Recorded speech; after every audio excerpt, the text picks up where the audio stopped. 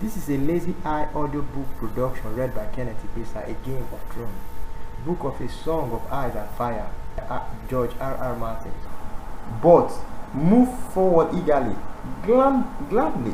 Joffrey moved into the sunlight. Response to Roderick Samuel. His hair shone like spunk gold. He looked bored. It's a game for children, Sir Roderick. Theon Greyjoy gave a sudden bark of laughter. You are sword. You got more sword than you gave. Rob said. Are you afraid? Prince Joffrey looked at him. Oh, terrified. He said, You are so much older. Some of the Lannister men laughed. Jon looked down on the scene with a frown. Joffrey's truly a little shit. He told Arya. Sir Roderick tugged thoughtful at his white whisker. What are you suggesting? He asked the prince. Live still. Don Robb shocked back. You will be sorry. The master at arms put a hand on Rob's shoulder to quit him. Live still. Too dangerous. I will permit you to turn a sword with blunted edge. Joffrey said nothing but a man strange to Arya. A tall knife with black hair and burnt scars on his face.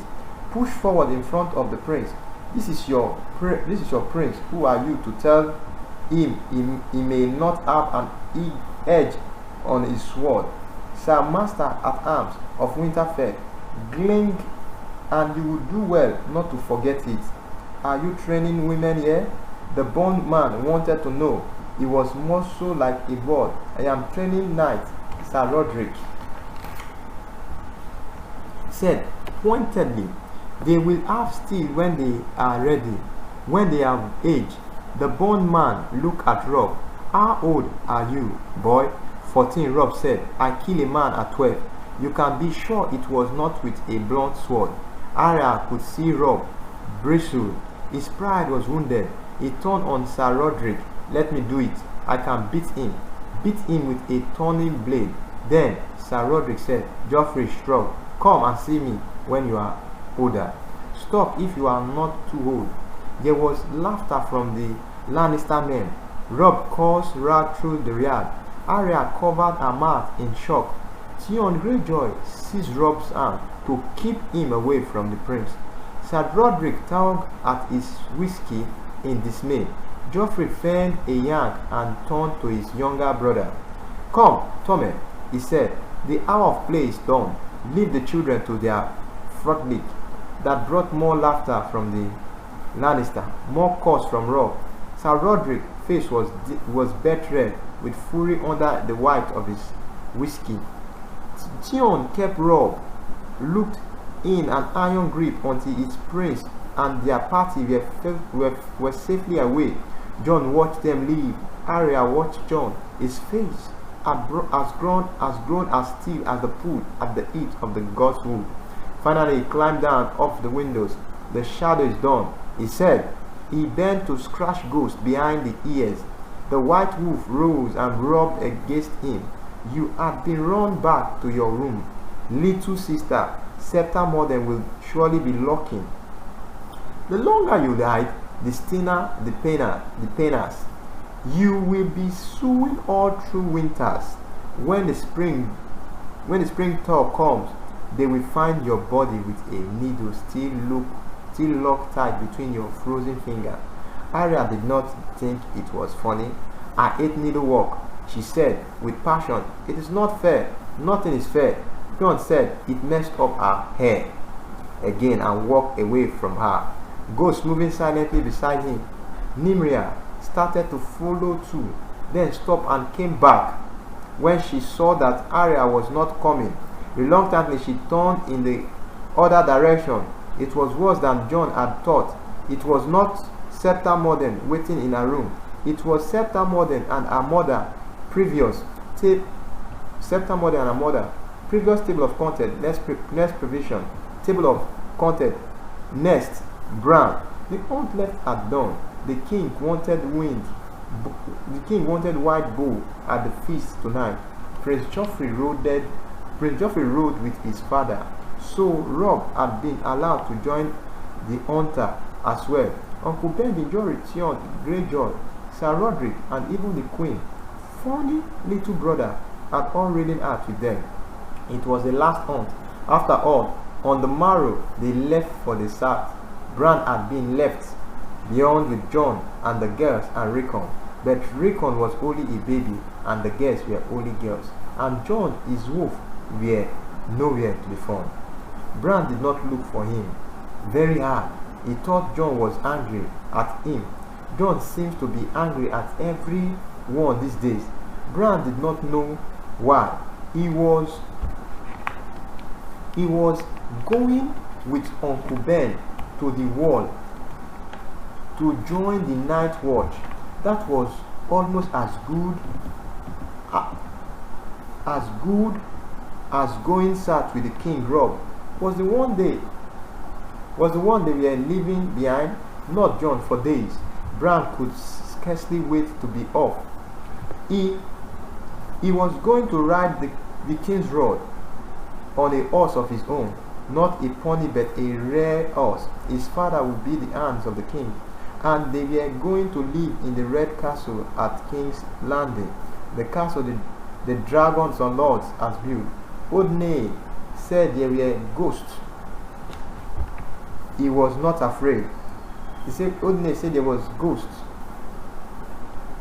there, and dungeon where terrible things had been done, and dragon head on the walls. It gave Bran a shiver just to think of it, but he was not afraid. How could he be afraid? His father would be with him, and the king with all his knights and sworn sword. Bran was going to be knight himself someday. One of the king's guard, Oddney, said they were the finest sword in all the realm. There were only 7 of them, and they wore white armor and had no wives or children, but lived only to serve the king. Bran knew all the stories. Their names were like music to him. Suet of the Mirror, Mirror Shield, Sarian, Redwine, Prince Armor, the Dragon Knight, the twins Sark Erok and Sabatrag, who had died on one another's sword hundreds of years ago. When brother fought sister in the war, the signal called the dance of the dragon. The white bull, Giron, Itower, Sir Otto then, the sword of the morning, Barrister the Bold. 2 of the king's guard had come north with King's Robert. Bran had watched them with Bed the Call of Frost, as Samuel Lannister look more like the knight. Ooh, like the knight in the stories. And he was of the king's guard too. But Robb said he had killed the old mad king, and should not count anymore. The greatest living knight was Sir Barristan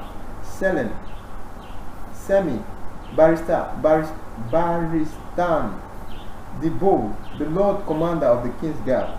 Father had promised that they would meet Sir Barristan when they reached King's Landing, and Bran had been marking the days on his way, eager to depart to see a world he had only dreamed of, and begin a life he could scarcely imagine.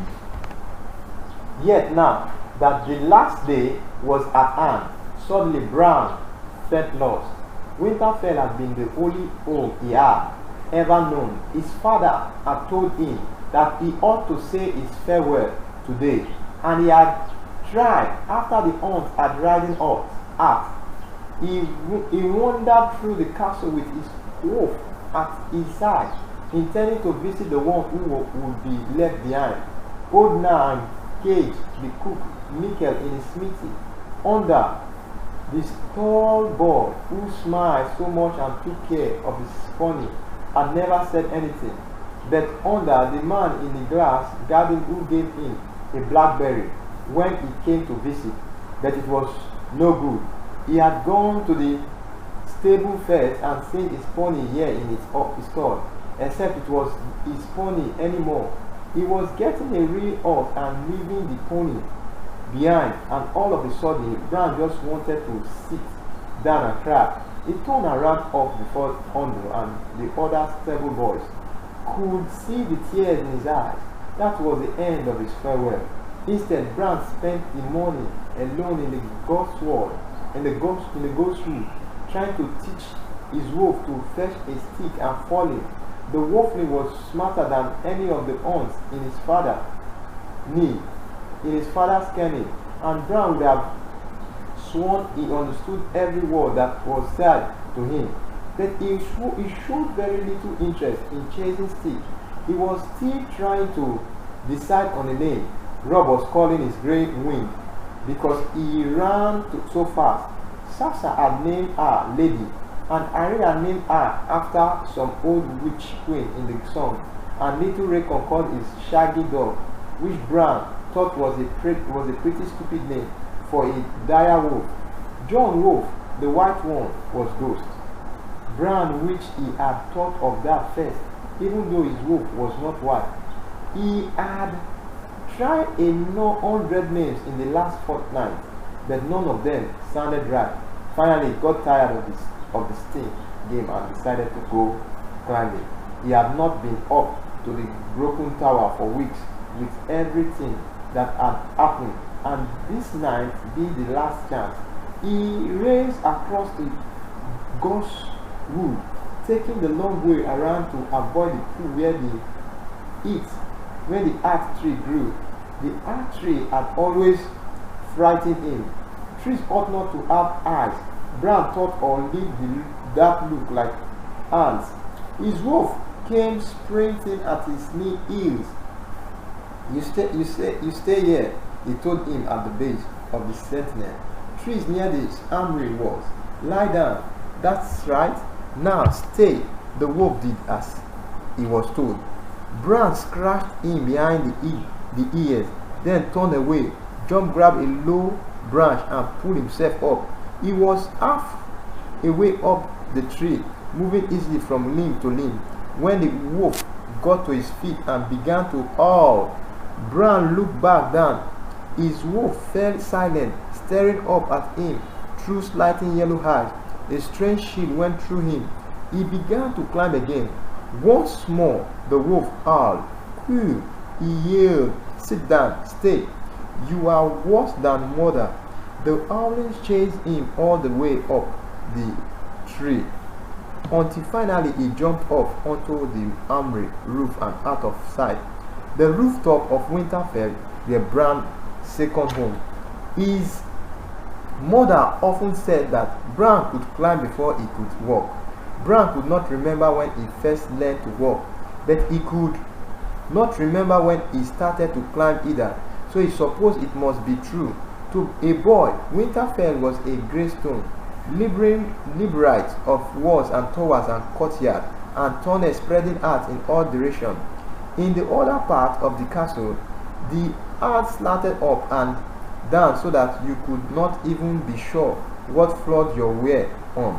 The place had grown over the centuries like some monstrous stone tree. Master Lewis told him once, and its branches were gnarled and thick and twisted. Its roots sunk deep into the earth when he got out from under it and scrambled up near the skin. Bran could see all of Winterfell in a glance.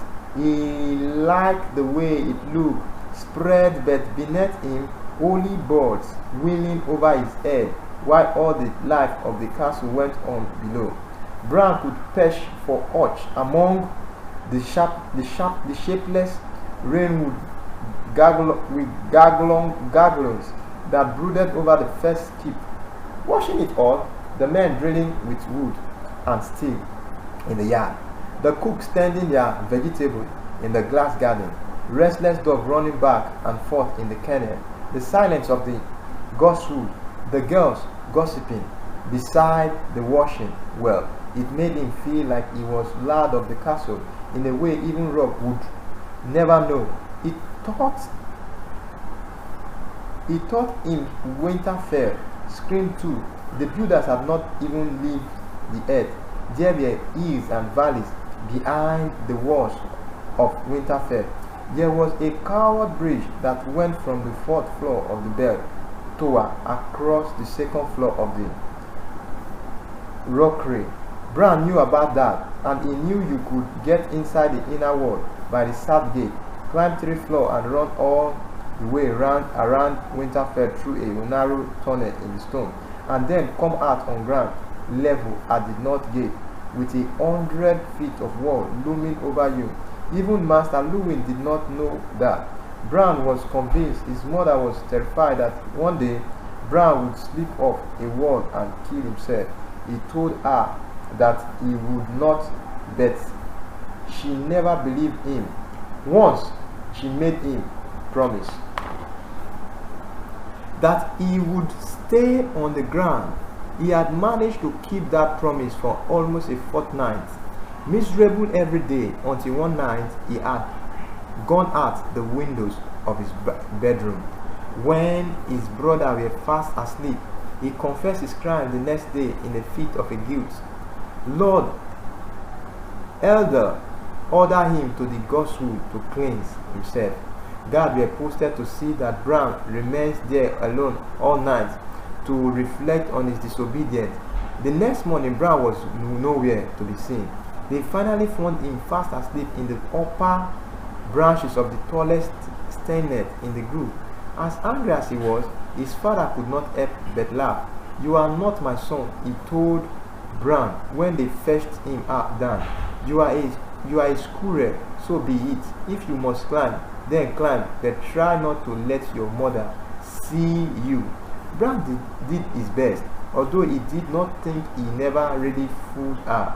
Since his father would not forbid him it, she turned to others.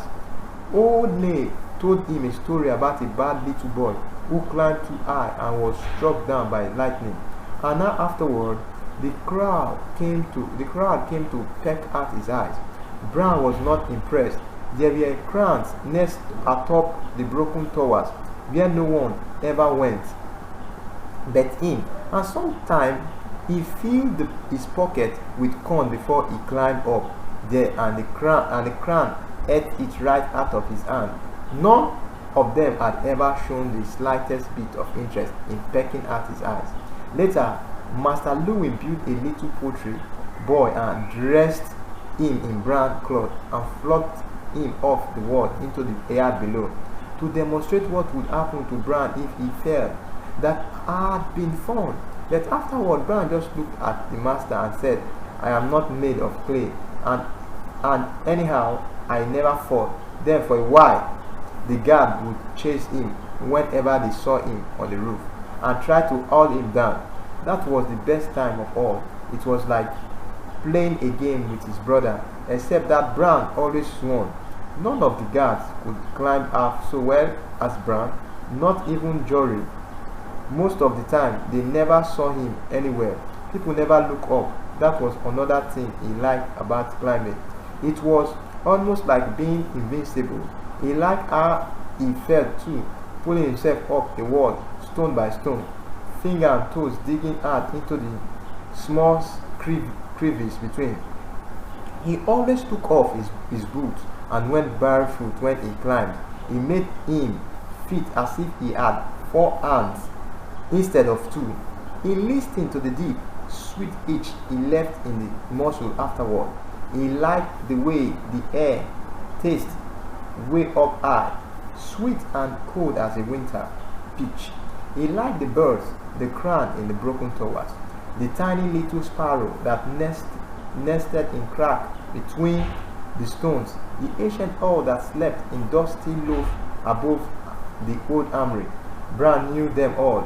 Most of all, he liked going places that no one else could go, and seeing the great sprout of winter in a way that no one else ever saw it. He made the whole castle Brown's secret place. His favorite haunt was the broken tower. Once it had been a watchtower, the tallest in Winterfell, a long time ago, 100 years before even his father had been born. A lightning strike had set it afire.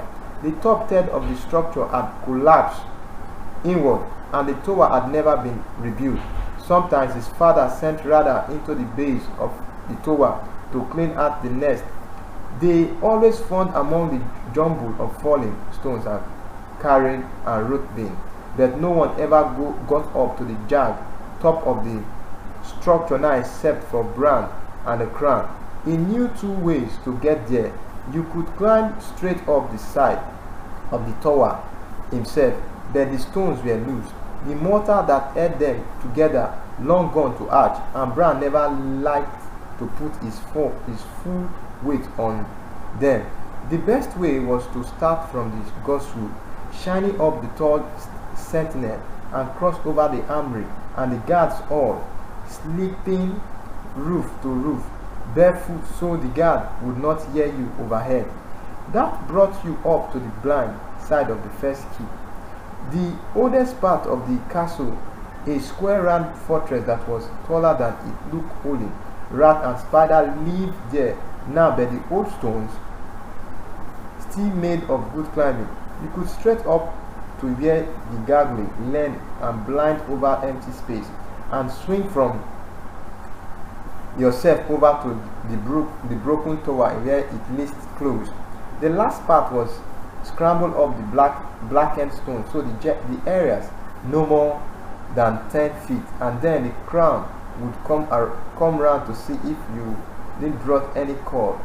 Bran was moving from garglet to garglet with the ease of long practice. When he heard the voice, he was so startled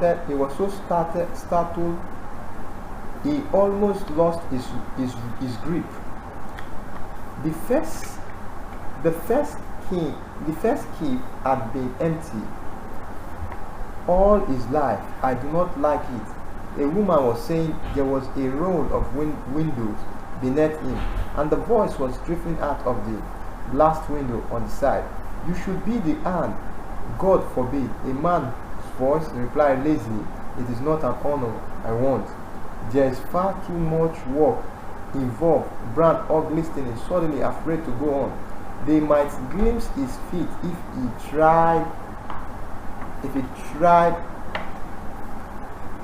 tried swimming by.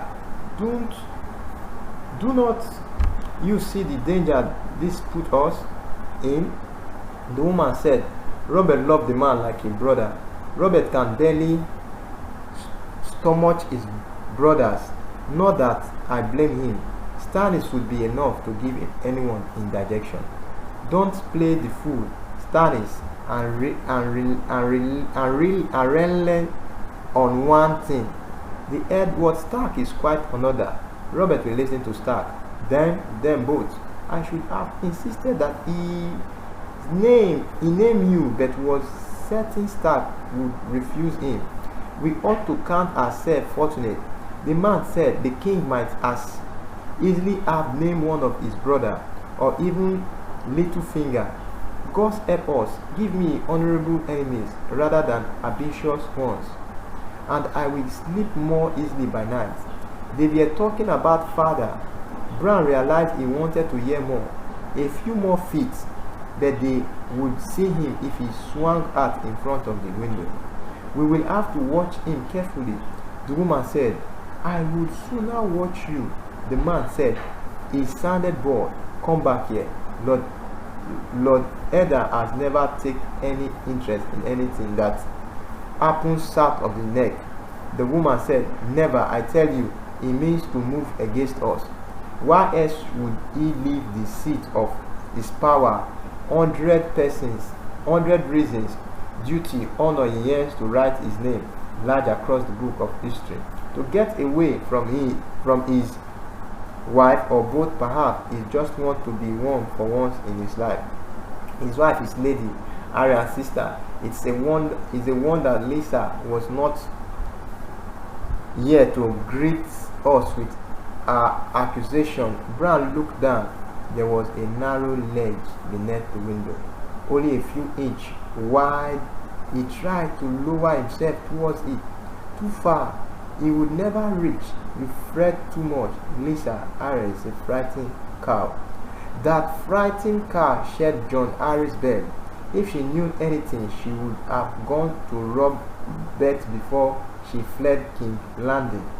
when he had already agreed to foster that weakling son of ours as castling rock? I think not. She knew the boy life would be hostage to her silence. She may grow bolder now that he is safe atop the heiress mothers. The man made the word sound like a curse. I think betting does something to your mind. You are all mad. He laughed. It was a bitter sound. Let Lady Harry grow as bold as she likes. Whatever she knows, whatever she thinks she knows, she has no proof. He paused a moment. Or does she?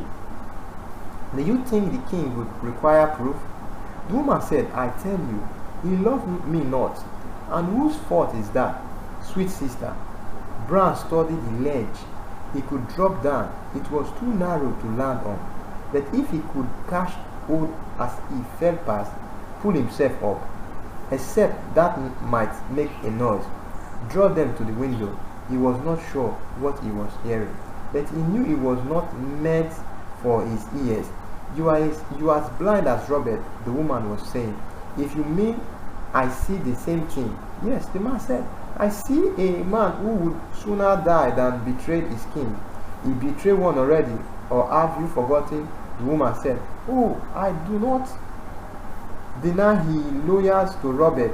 That's obvious. What happens when Robert dies and Job takes the throne? And the sooner that comes to pass, the safer we all be. My husband grew more restless every day. Having stuck beside him will only make him worse. He is still in love with the sister. The insipid little dead 16 years old. How long will he decide to put me aside for some new liner? Bran was suddenly very frightened. He wanted nothing so much as to go back the way he had come. To find his brother, only what would he tell them? He had to get closer. Bran realized he had to see who was talking. The man said you should think less about the future and more about the pleasure at hand. Stop that, the woman said. Bran heard the sudden slap of flesh on flesh. Then the man's laughter. Bran pulled himself up, climbed over the gargoyle, crawled out onto the roof. This was the easy way. He moved across the roof to the next gargoyle. Right above the window of the room where they were talking, all this talk is getting very tiresome. Sister, the man said, come here and be quiet. Bran sat and straight the gargoyle, tightened his leg around it and swung himself around, upside down. He hung by his leg and slowly stretched his head down towards the window. The world looked strange upside down. A courtyard swung drizzling below him. Its stones still went with melted snow. Bran looked in the window. Inside the roof, a man and a woman were wrestling. They were both naked. Bran could not tell who they were. The man's back was to him, and his body screamed the woman from view as he pushed her up against the wall. They were soft when sand. Bran realized they were kissing. He washed wide eyes and frightened, his breath tight in his throat. The man had a hand down between her legs, and he must have been hurting her there, because the woman started to moan low in her throat. Stop it, she said. Stop it, stop it. Oh, please. But her voice was low and weak, and she did not push him away. Her hands buried themselves in his hair, his tangled golden hair, and pulled his face down to her breast. Bran saw her face. Her eyes were closed and her mouth was open, moaning. Her golden hair swung from side to side as her head moved back and front. But still, This is a Lazy Eye audiobook production read by Kenneth Ipesa, A Game of Thrones. This is a Lazy Eye audiobook production read by Kenneth Ipesa, A Game of Thrones. Book of A Song of Ice and Fire. George R.R. Martin. He recognized the queen. He must have made a noise. Suddenly her eyes opened and she was staring right at him. She screamed. Everything happened at once. Then the woman pushed the man away, wildly shouting and pointing. Browns tried to pull himself up, bending double as he reached for the gangway. He was in too much of a hurry.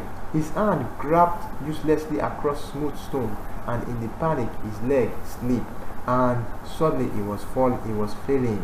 There was an instant of vertigo. His skinny lunge at the window flashed past. He shot out a hand, grabbed for the leg, lost it, caught it again with his other hand. He swung against the building hard. Impact took the breath out of him. Brown dangled, one-handed, panting. Face appears in the window above him. The queen, and now Brown recognized the man beside her. They look as much alike as reflection in a mirror. He saw us, the woman said, shrilly. So he did. The man said. Brown's finger started to slip. He grabbed the leg with his other hand. Fingernails dug into unyielding stone. The man reached down. Take my hand, he said, before you fall. Brown seized his arm and held on tight with all his strength. The man yanked him up to the leg. What are you doing? The woman demanded. The man ignored her. He was very strong. He took Brown up on the sill. How old are you, boy? 7, Brown said, shaking with relief. His finger had dug deep, gorgeous in the man's forearm. He let go. Sheepishly, the man looked over at the woman. The things I do for love, he said, with loathing. He gave Brown a shove. Screaming, Brown went backward at the window into the empty air. There was nothing to grab onto. The courtyard rushed up to meet him. Somewhere off in the distance, a wolf was howling. Crown circled the broken towers, waiting for corn. Nest Tyrion. Somewhere in the great storm maze of Winterfell, a wolf howled. The sand all swam. The sand all over the castle like a flag of mourning. Tyrion Lannister looked up from his book and sheathed. The library was snug and warm. Something about the howling of a wolf took a man's right out of his ear and now left him in a dark forest of the mind, running naked before the back. When the dire wolf howled again, Tyrion shut the heavy leather boot cover on the book he was reading. 100 years old discourse on the changing of the season by long dead master. He covered a yarn with the back of his hand. His reading lamp was flickering, its oil all burnt gone, as down like leak through the light windows. He had been at it all night, but that was nothing new. Tyrion Lannister was not much a one of sleeping. His legs were stiff and sore as he eased down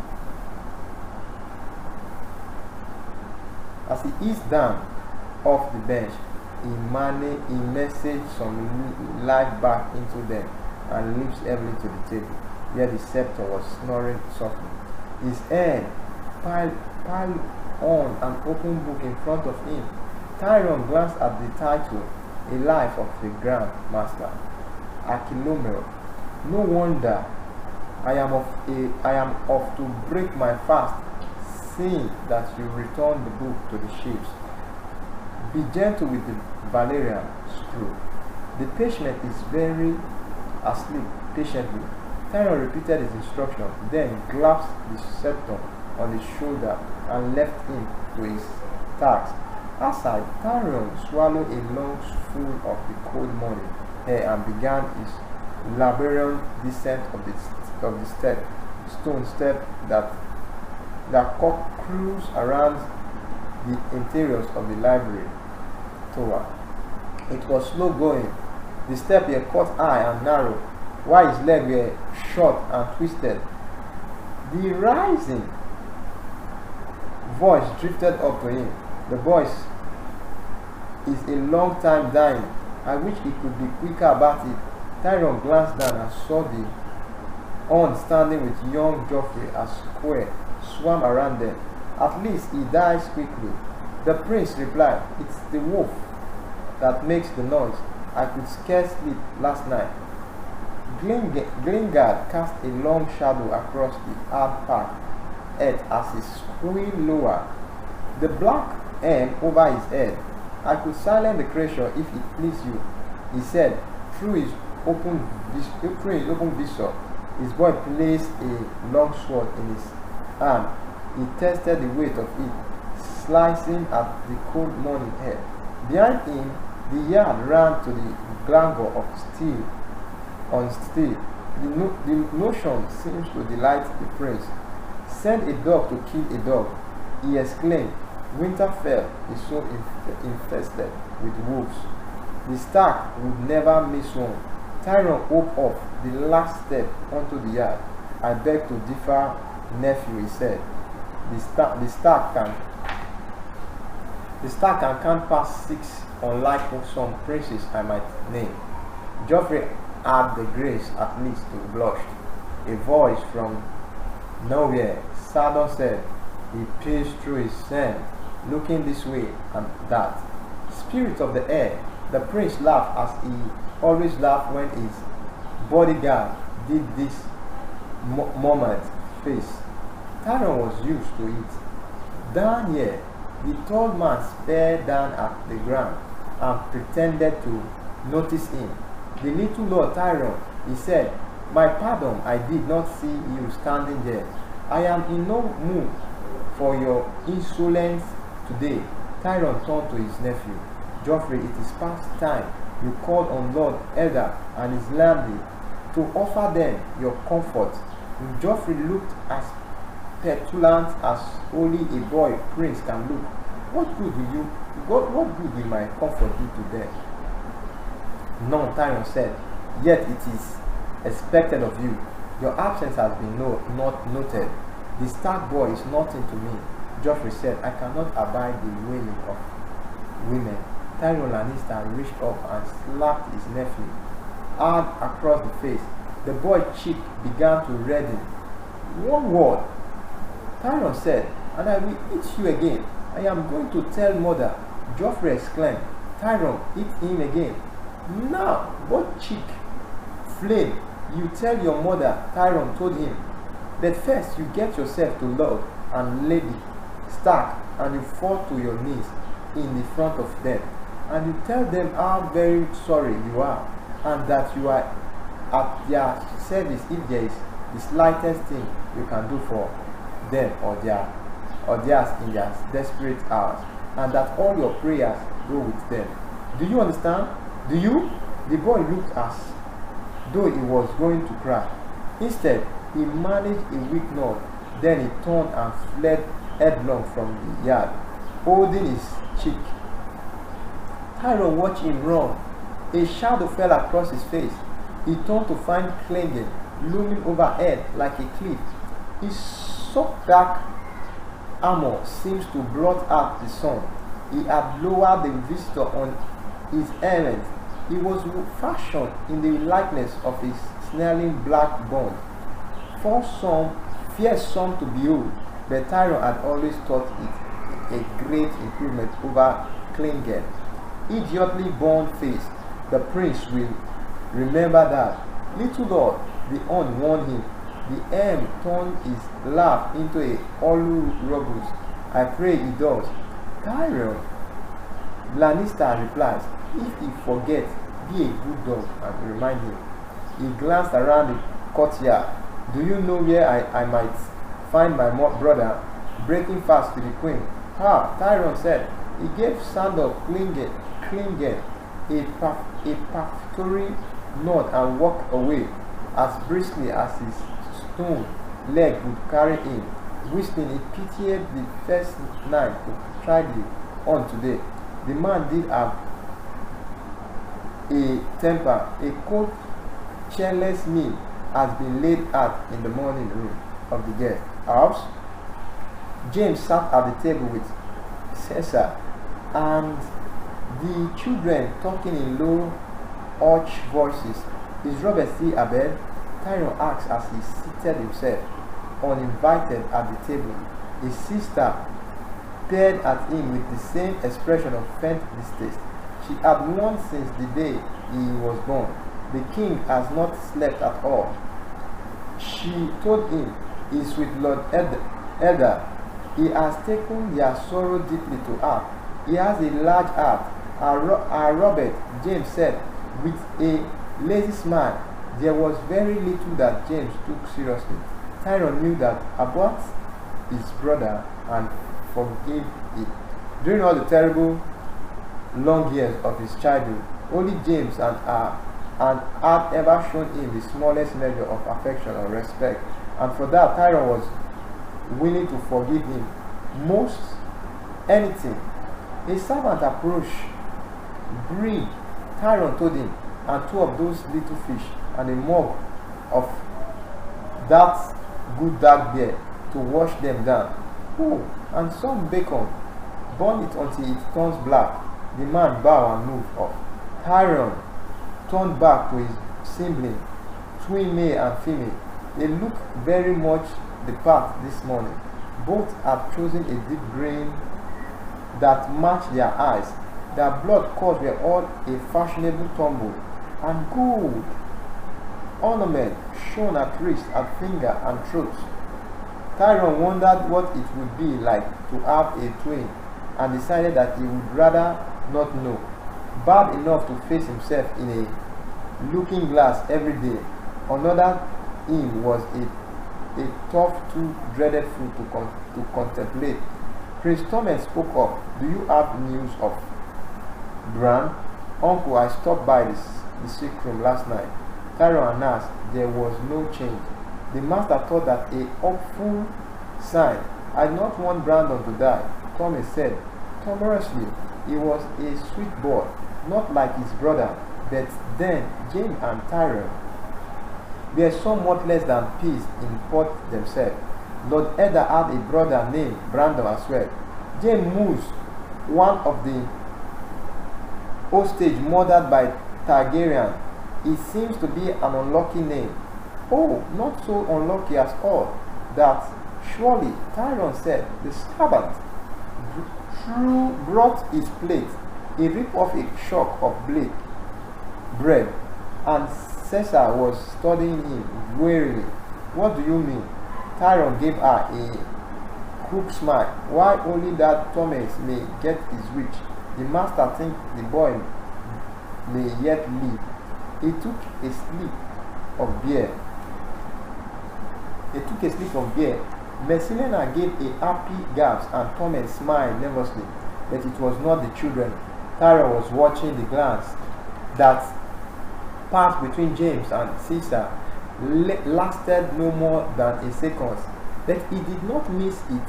Then his sister dropped her gaze to the table. That is no mercy. These northern gods are cruel to let the child linger in such pain. What were the master words? James asked. The bacon crushed when he bit into it. Tyrone chewed thoughtfully for a moment and said, he thinks that if the boys were going to die, he would have done so already. He has been 4 days with no change. Will Bran get better? Uncle Little Marcella asked. She had all of her mother's beauty and none of her nature. His back is broken, little one. Tyrone told her. The fall shattered his leg as well. They keep him alive with honey and water, or he would starve to death.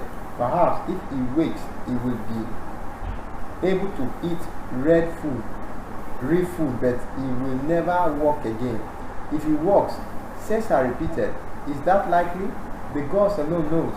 Tyrone told her, the master only hopes he chews some more bread. I would swear that Wolf of his is keeping the boy alive. The creature is outside his window day and night, howling every time they chase it away. He returns. The master said they closed the window once so to shut out the noise. and Bran seemed to weaken. When they opened it again, his heart being stronger. The queen shuddered, said, "There is something unnatural about this animal." She said, "They are dangerous. I will not have any of them coming sat with us." James said, "You will have a hard time stopping them. Sister, they follow these girls every year." Tyron started on his fish. "Are you leaving soon?" "Then, not near soon enough." Cesar said. Then she frowned. Are we leaving?" She echoes, "What about you?" "God, do not tell me you are staying here." Tyron shrugged. Benji, "Stop, is returning to the night watch with his brother Bastard. I have a mind to go with them and see this world we have all heard so much of." James smiled. "I hope you are not thinking of taking the black on us." "Sweet brother," Tyron laughed. "What me? The celibate, the wolves would go begging from dawn to Castle Rock. No, I just want to stand on top of the wall and piece off the edge of the wall." Cesar stood abruptly. "The children do not need to hear this feat. Tomé, Messila, come." She strode briskly from the morning room, her strain and her pups trailing behind her. James Lannister regarded his brother thoughtfully with those cool green eyes. Stark would never consent to leave Winterfell with his son lingering in the shadow of death. He will if Robert commanded it." Tyron said, "And Robert will command it. There is nothing Lord Eddard can do for the body in any case. He could end his torment." James said, "I would. If it were my son, it would be a mercy."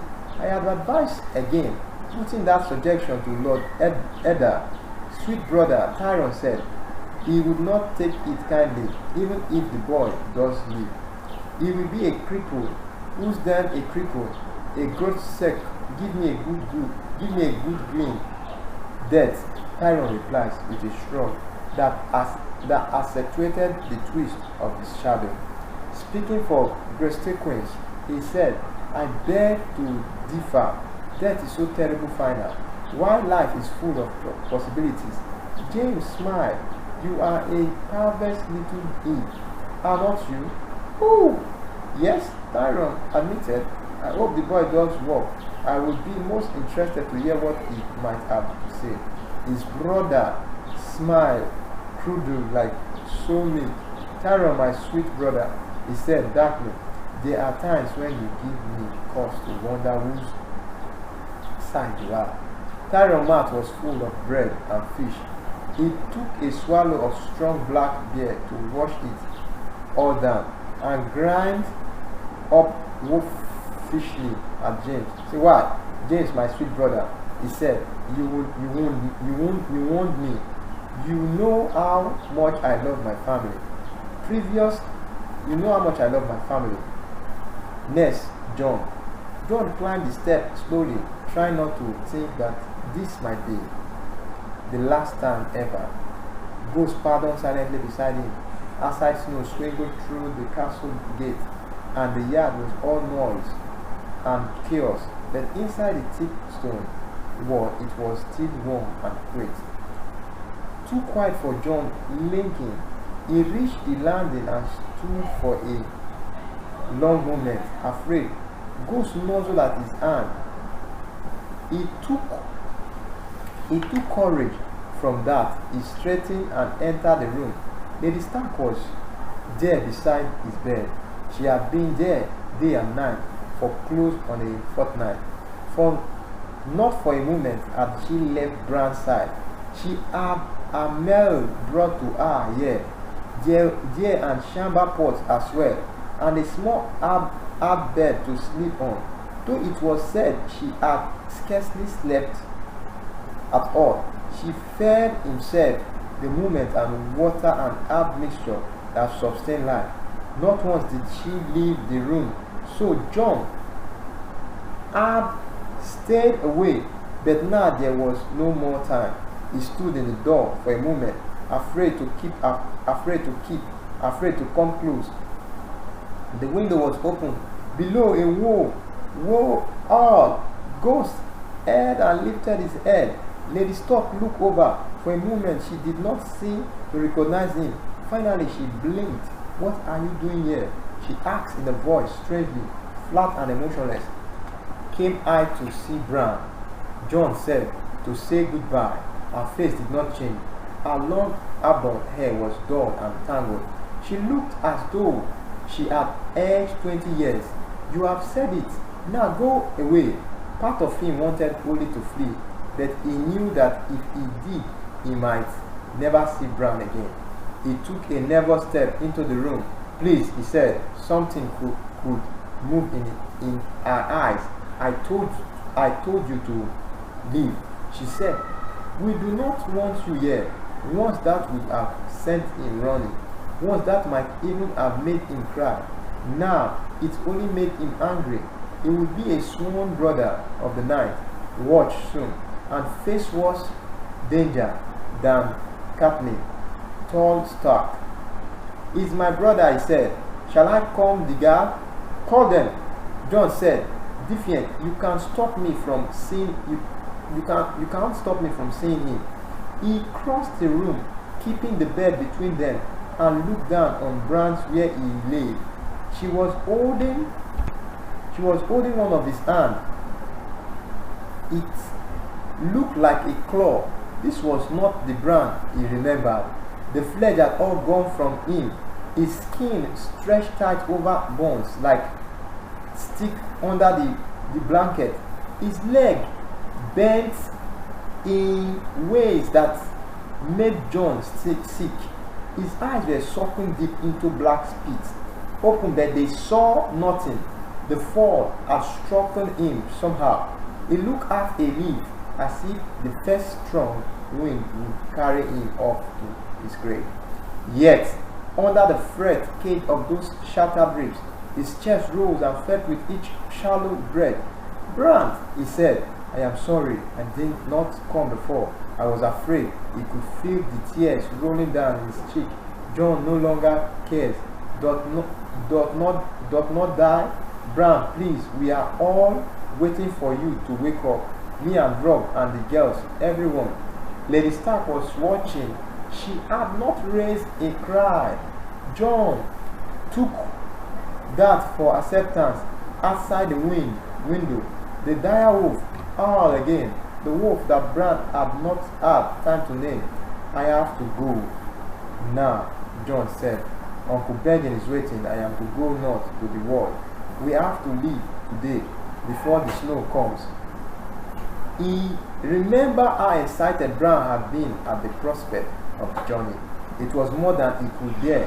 The thought of leaving him behind like this.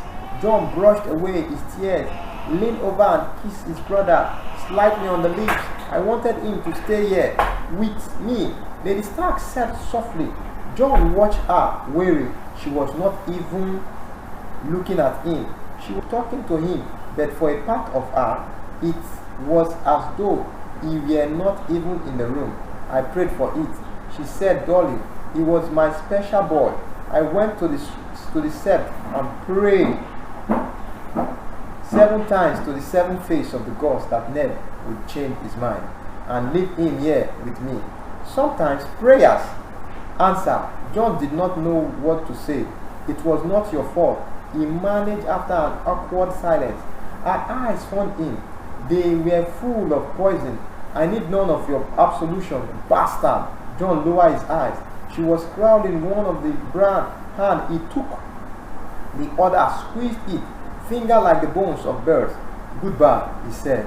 He was at the door when she called out to him. "Jon," she said. He should have kept going, but she had never called him by his name before.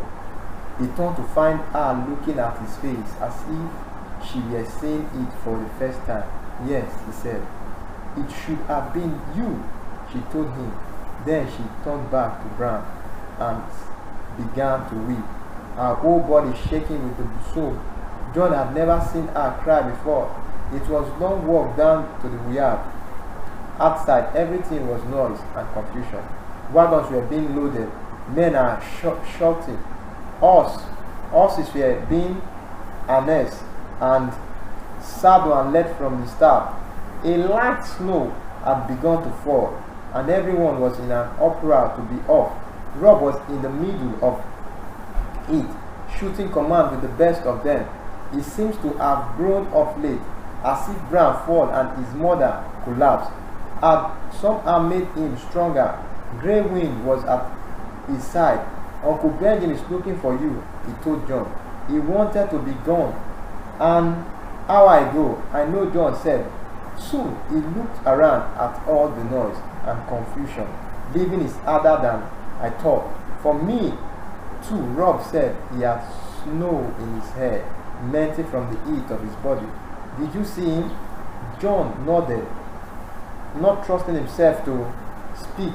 He's not going to die. Rob said, I know it. You stuck our heart to kill. John agreed. His voice was flat and tired. The visit had taken all the strength from him. Rob knew something was wrong. My mother, she was very kind, John told him. Rob looked relieved. Good, he smiled. The next time I see you, you will be all in black. John forced himself to smile back. It was always my color. How long do you think it will be? Soon enough, Rob promised. He pulled John to him and embraced him fiercely. Farewell, Snow. John hugged him back. And you stop. Take care of Bran. I will. They broke apart and looked at each other awkwardly. Uncle Benji said to send you to the stables if I saw you. Rob finally said, I have one more farewell to make. John told him, then I was not seen. You, Rob replied. John left him standing there in the snow, surrounded by wagons and wolves and horses. It was a short walk to the armory. He picked up his package and took the covered bridge across to the keep. Arya was in her room, packing a polished iron wood chest that was bigger than she was. Nimria was helping him. Arya would only have to point and the wolf would burn across the room and snatch up some wisps of sick in her jaw and fetch it back. But when she smelled ghosts, she sat down on her haunches and yipped at them. Arya glanced behind her, saw John, and jumped to her feet. She threw her skinny arms tight around his neck. I was afraid you were gone, she said, her breath catching in her throat. They would not let me have to say goodbye. What did you do now? John was amused. Arya disentangled herself from him and made a face. Nothing. I was all packed and everything. She gestured at the huge chest, no more than a third full, and at the cloths that were scattered all over the room. Septa Morden says I have to do it all over. My things were not properly folded. She says a proper saffron lady does not just throw her clothes inside her chest like a old rag. She said, is that what you did, little sister? Well, they are going to get all messed up anyway. She said, who cares how they refolded? Septa Morden, John told her. I don't think she did like Nimria, helping either. The she-wolves regarded him silently with her dark golden eyes. It's just as well. I have something for you to take with you, and it has to be packed very carefully. Her face lights up. This is a Lazy Eye audiobook production read by Kenneth Ipesa, A Game of Thrones. This is a Lazy Eye audiobook production read by Kenneth Ipesa, A Game of Thrones. Book of A Song of Ice and Fire, George R.R. Martin. At present, you could call it. That closed the door. Weary but excited, Arya checked the door. Nimria, yes, guard. She left the wolf out there to warm up intruder and closed the door. By then, John had pulled up the range and strapped it in. He held it up to her. Arya's eyes went wide, dark eyes like his. A sword, she said, in a small arch breadth. The scabbard was soft grey leather, supple as silk. John drew at the blade slowly so she could see the deep blue sheet of the stain. This is no toil, he told her. Be careful you do not cut yourself. The edges are sharp enough to shave with. Girls don't shave. Arya said, maybe they should have you ever seen the scepter legs. She giggled at him. It's so skinny. So are you? John told her, I had Mickey Mark, the special. The bravos use sword like this in Pentos, Armite, and the other free cities. It was not hack a man head off, but it can poke him full of nose of you fast enough. I can be fast, Arya said. You will have to work at it every day. He put the sword in her hand, showed her how to hold it, and stepped back. How does it feel?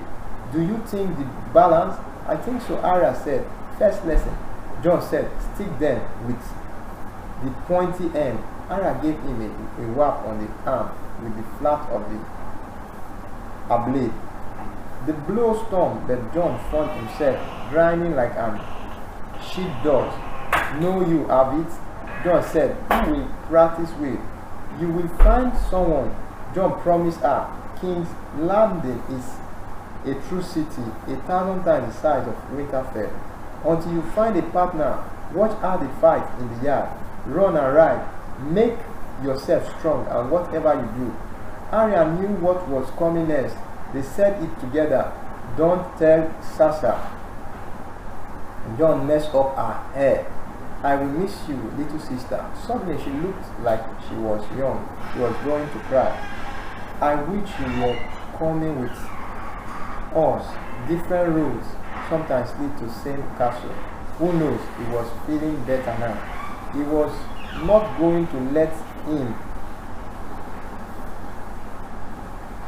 He was not going to.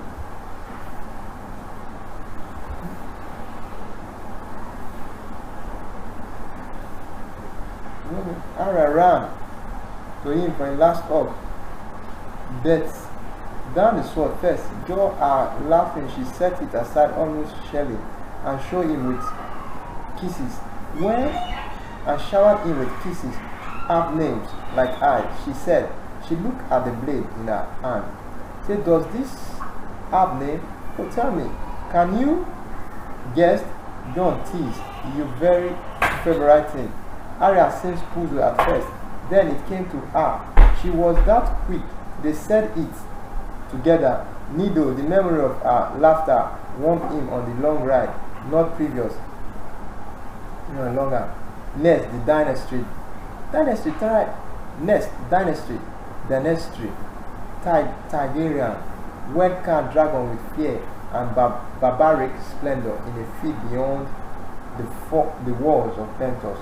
For the Dorakis believe that all things of importance is a man's life must be done beneath the open sky.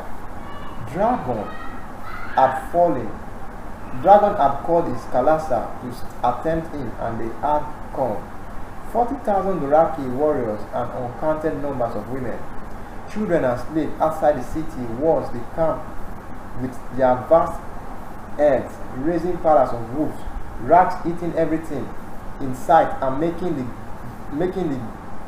good folks of Pentos more anxious with every passing day. My fellow magister have doubled the size of city guard.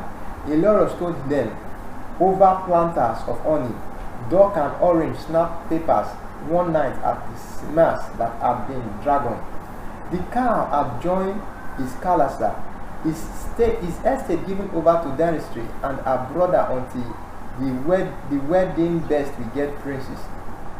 Dynasty wedded quickly before they hand half the wealth of Pentos away to sell words and bravos. Sir Joram Mormons jested the SI had offered her brother his sword the ninth Danny had been sold to Cab Dragon. Vestry had accepted eagerly. Momo had been their constant companion ever since. Magister Iloron laughed lightly through his folk beers, but Vestry did not so much as smile. He can have her tomorrow if he likes, her brother said. He glanced over at Danny, and she lowered her eye. So long as she pays the price. Iloron waved a long guide hang in the air, rings glittering on the fat fingers. I have told you all is settled. Trust me, the car had promised you a crown, and you shall have it. Yes, but when? When the car choose, Iloron said. He will have the gift first, and after they are wed, he must make his procession across the plain and present her to the doors. Kalim at Van Dorak. After that, perhaps, if the Homers favor war, Vestry said with impatience, I peace on Doraki, Homers. The usurper sits on my father's throne. How long must I wait? Iloron gave a massive shrug. You have waited most of your life. Great king, what is another few months, another few years? Sir Joram, who had travelled as far as east as Van Dorak, nodded in agreement. I counsel you to be patient. Your Grace, the Doraki are true to their words, but they do things in their own time. A lesser man may beg a favor from the car, but most never presume to berate him. Vestry bristled. Guard your tongue, mammoth, or I will have it out. I am no lesser man. I am the rightful lord of the Seven Kingdoms. The dragon does not beg. Sir Joram lowered his eyes respectfully. Iloron smiled enigmatically and tore a wing from the dog, honey, and grease ran over his finger and dripped down into his head. As he nibbled at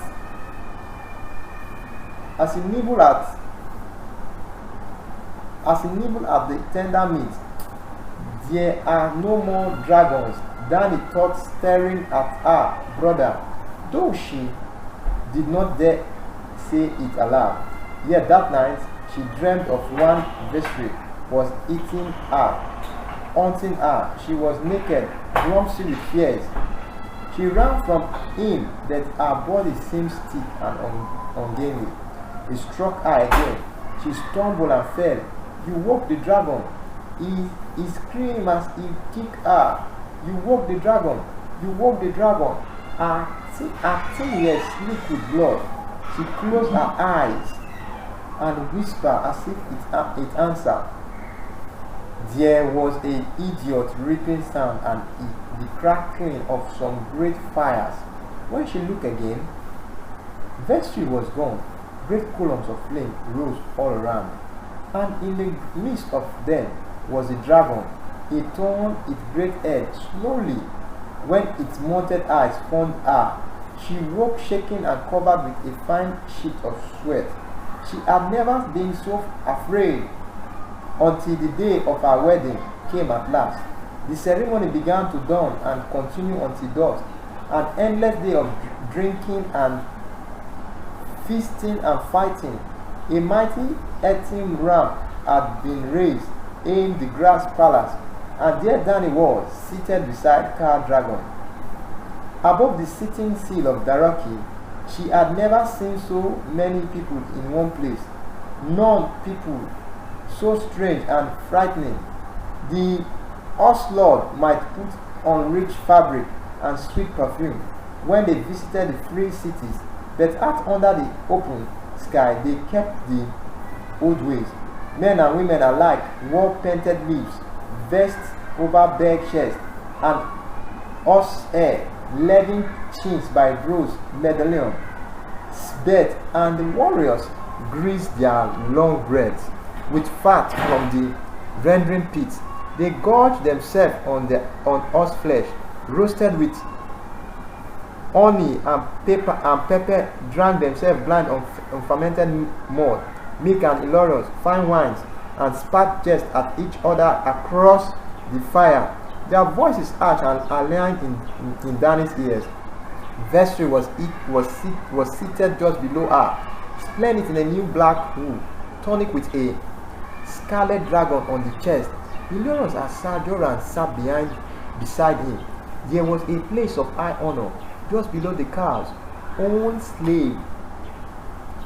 Own blood riders, but Dany could see the anger in her brother's lilac eyes.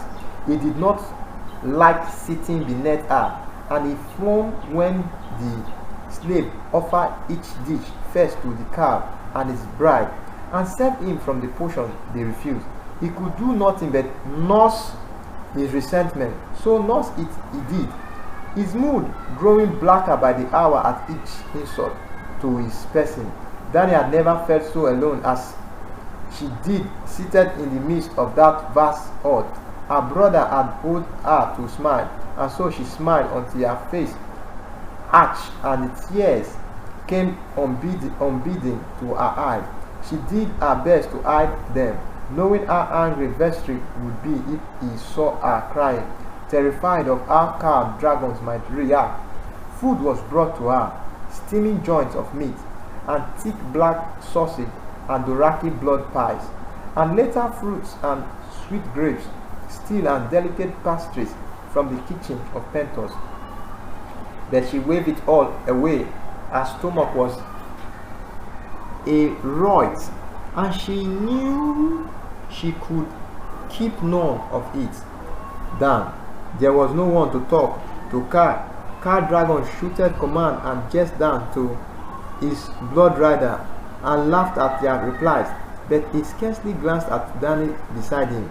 They had no common language. Dothraki was incomprehensible to her, and the Khal knew only a few words of the bastard Valarians, of the free cities, and none at all of the common tongue of the Seven Kingdoms. She would even have welcomed the conversation of Ilorious and her brother, but they were too far below to hear her, so she sat in her wedding sink, nursing a cup of honey, wine afraid to eat, talking silently to herself. I am blood of the dragon, she told herself. I am Denestri, stubborn, princess of Dragonstone, of the blood and seed of Aegon. The conqueror, the sun, was only a quarter of the way up the sky when she saw her first man die. Drums were beating as some of the women danced. For the Khal Dragon watched without expression, but his eyes followed their movement, and from time to time he would toss down a frozen medallion for the women to fight over. The warriors were watching too. One of them finally stepped into the circle, grabbed a dancer by the arm, pushed her down to the ground, and mounted her right there as a stallion mount a mile. Ilorious had hold her that night happening. The Dothraki mate like the animals in their arms. There is no privacy in a Khalassa, and they do not understand sin or shame as we do. Dany looked away from the coupling, frightened when she realized what was happening. But a second warrior stepped forward, and a third, and soon there was no way to avert her eyes. Then two men seized the same woman. She heard a shout, saw a shoop, and in the blink of an eye, the araks were up, long razor-sharp blades, half sword and half siege. A dance of death began as the warriors circled and slashed, leaping towards each other, swirling the blades around their heads, shrinking insult at each other. No one made a move to interfere. It ended as quickly as it began. The arak sheaved together faster than Dany could follow. One man missed a step, the other swung his blade in a flat arc, still beat into flesh just above the Dothraki's waist, and opened him from backbone to belly button, spilling his entrails into the dust as the loser died. The winner took hold of the nearest woman, not even the one they had been quarreling over, and are there, and then slaves carry off the body, and the dancing resumed. Magister Ilorius had warned Dennis about this too. A Doraki's wedding without at least 3 dead is deemed a dull affair. He had said her wedding must have been especially blessed before the day was over. A dozen men had died. As the hour passed, the terror grew in Danny until it was all she could do not to scream. She was afraid of the Doraki, whose ways seemed alien and monstrous, as if they were beasts in human skin, and none true men at all. She was afraid of her brother, of what he might do if she failed him. Most of all, she was afraid of what would happen tonight under the stars when her brother gave her up to the hulking giant who sat drinking beside her with a face as still as square as a bruising mask. I am the blood of the dragon, she told herself again. When at last the sun was low in the sky, Khal Dragon clapped his hands together, and the drum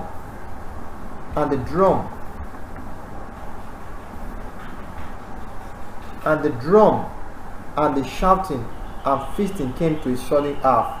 Dragon stood and pulled Danny to her feet beside him. It was time for her bride to gift, and after the gift, she knew after the sun had gone down, it would be time for the first rite and the consummation of her marriage. Then he tried to put the thought aside, but it would not leave her. She all herself to try to keep from shaking. Her brother Vestri gifted her with 3 handmaids. Danny knew they had cost him nothing. Ilorius no doubt had provided the gift. Irene and Jacqueline were copper-skinned Dorakis with black hair and almost sharp eyes. Duria, a fair hair, blue eyes, less girl. These are no common servants. Sweet sister, her brother stood her as they were brought forward, one by one. Ilorius and I selected them personally for you. Irene will teach you riding. Jacqueline, the Doraki tongues, and Doria will instruct you in the womanly act of love. He smiled timidly. She is very good. Ilorius and I can both swim together. Seth Joram Moments apologized for his gift. It's a small thing, my princess, but all a poor Esai could afford. He said as he laid a small stack of old books before her. They were history and songs of 7 kingdoms. She saw written in the common tongue. She stared him with all her heart. Magister Ilorius murmured a command, and four bully slaves hurried forward, bearing between them a great cedar, chest-bound in rows. When she opened it, she found piles of finest velvet and damask the free cities would produce. And resting on top, nestled in the soft cloth, 3 huge eggs. Danny gaps, they were the most beautiful things she had ever seen, each different than table than Next, Edda the salmon came in the hour of before the dawn, when the world was still and grey. Alim shook him roughly from the dream, and Ned stumbled into the prudent shield, groggy from sleep, to find his ass saddled, and the king, already mounted. Robert wore thick brown glove and a heavy fur cloak with a hook that covered his ears, and looked for all the world like a bear sitting a horse. Up, stag! He roared up! We have matters of state to discuss. By all means, Ned said. Come inside, your grace. Alim lifted the flap of the tent. No. Robert said, his breath steamed with every word. The camp is full of ears. Besides, I want to ride out and taste this country of yours. Sir Burrows and Sir Mary waited behind him with a dozen Gashmen. Ned saw there was nothing to do but rub the sleep from his eyes. Dress and mount up. Robert set the pace, driving his huge black Desire as Ned galloped along beside him. Trying to keep up, he called out a question as they rode, but the wind blew his word away, and the king did not hear him. After that, Ned rode in silence. They soon left the king's road and took off across rolling plains dark with mist. By then, the guard had fallen back a small distance, safely out of earshot, but still Robert would not slow down. Broke as they creased a low ridge, and finally the king pulled up. By then, they were miles south of the main party. Robert was flushed and exhilarated as Ned ran up beside him. God, he swore, laughing. It felt good to get out and ride the way a man was meant to ride. I swear Ned did scraping along in enough to drive a man's mad. He had never been a patient man. Robert Baratheon, that demanded will ask. The wall is cracked and groans climbing every bump in the road as if it were a mountain. I promise you, if that wretch thing break another exile, I am going to burn it. And since I came walk, Ned laughed. I will gladly light the torch for you. Good man, the king clapped him on the shoulder. I have half a mind to leave them all behind and just keep going. A smile touched Ned's lips. I don't believe you meant it. I do. The king said, what do you say? Ned, just you and me, two vagabond knights on the king's road, a sword at our side, and the gods know what in front of us. And maybe a farmer, daughters, or a traveling wedge, a warm bed tonight. Would that we could? Ned said, but we have duties now. My sledge to the realm to our children. I told my lady wife and you, to your queen, we are not the boys we were. You were never the boy you were. Robert grumbled, more the pity, and yet there was the one time. What was her name? That common girl of ours, Baker. No, she was one of my gods, lover, black hair, and these sweet big eyes. You could drown in them. Yours was Alena. No, you told me once. Was it Mary? You know the one I mean. Your bastard mother. Her name was Willa. Ned replied with soon courtesy. I would soon now not speak of her. Willa, yes, the king grinned. She must have been a rare bitch if she could make Lord Eddard Stark forget his honor, even for an hour. You never told me what she looked like. Ned mad tight in anger. Nor will I leave it be. Robert, for the love you say you bear me, dishonor myself and dishonor Catelyn in the sight of gods and men. Gods have mercy. You scarcely knew Catelyn. I take her to wife. She was carrying my child. You are too hard on yourself, Ned. You always swear, damn it. No woman wants Bello the Blessed in her bed. He slapped a hand on his knee. Well, I will not press you if you feel so strong about it. Though I swear, at times you are so prickly spread at the net. Bare and brown, a flatness here and there relieved by long. How Omo Ned pointed them out to his north. Your Grace, Ned told him, this land is old, and could Robert grumble, pulling his claw more tightly around himself. The guard had reined up well behind them at the bottom of the ridge. Well, I did nothing right. I did not bring you out here to talk of grapes or bicker about your bastard. There was a rider in the night from Lord Varys in King's Landing. Here is the king's pulled a paper from his bed and handed it to Ned. Varys Trinok was the king's master of Winspire. He served Robert now as he had once served Arya Targaryens. Ned unrolled the paper with trepidation, thinking of Lisa and her terrible accusation. But the message did not concern Lady Arryn.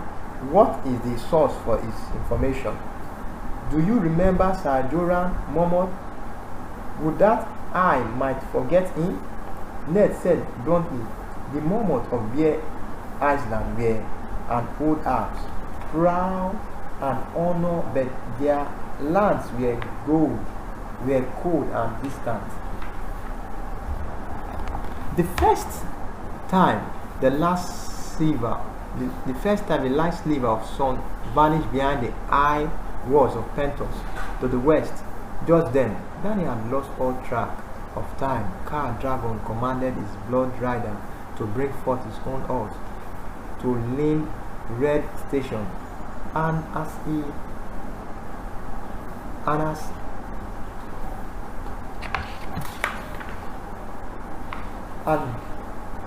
Khal Drogo commanded his blood rider to bring forth his own horse, a lean red stallion. As the car was saddling the horse, Vestry slid close to Dany on her silver, and her silver dug his finger into her leg and said, Please him, sweet sister, or I swear you will see the dragon wake as it has never woken before. The fear came back to her then. With her brother Ward, she felt like a child once more. Only 13 and all alone, not ready for what was about to happen to her. They rode out together as the stars came out, leaving Kalesa and the grass palace behind. Khal Drogo spoke no word to her, but drove his stallion at a hand trot through the gathering dusk. The tiny silver bell in his long beard rang softly as he rode. I am the blood of the dragon, she whispered aloud as they followed, trying to keep her courage up. I am the blood of the dragon, I am the blood of the dragon. The dragon was never afraid. Afterward, she could not say how far or how long they had ride, but it was full dark when they stopped at a grassy place beside small stream. Dragon swung off his horse and lifted her down from her ass. She felt as fragile as glass in his hand, her limbs as weak as water. She stood there, helpless and trembling in her wedding sink while he secured the horse, and when he turned to look at her, she began to cry. Khal Drogo stared at her tears, his face strangely empty of expression. No, he said. He lifted his hand, rubbed away the tears roughly.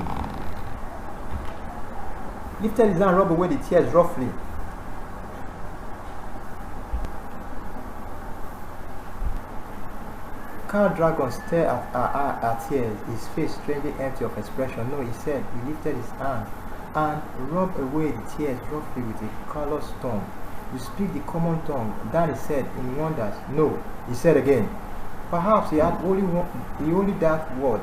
She thought that it was one word more than she had known he had, and somehow it made her feel a little better.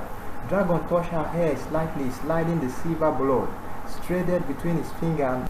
This is a Lazy Eye audiobook production read by Kenneth Ipesa, A Game of Thrones. This is a Lazy Eye audiobook production read by Kenneth Ipesa, A Game of Thrones.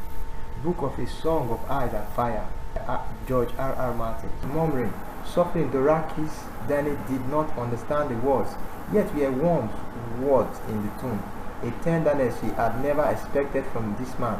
He put his finger under his chin and lifted her head, so she was looking up into his eyes. Dragon tower over her as he tower over everyone, tucking her slightly under the arms. He lifted her and seated her on a rounded rock beside the stream.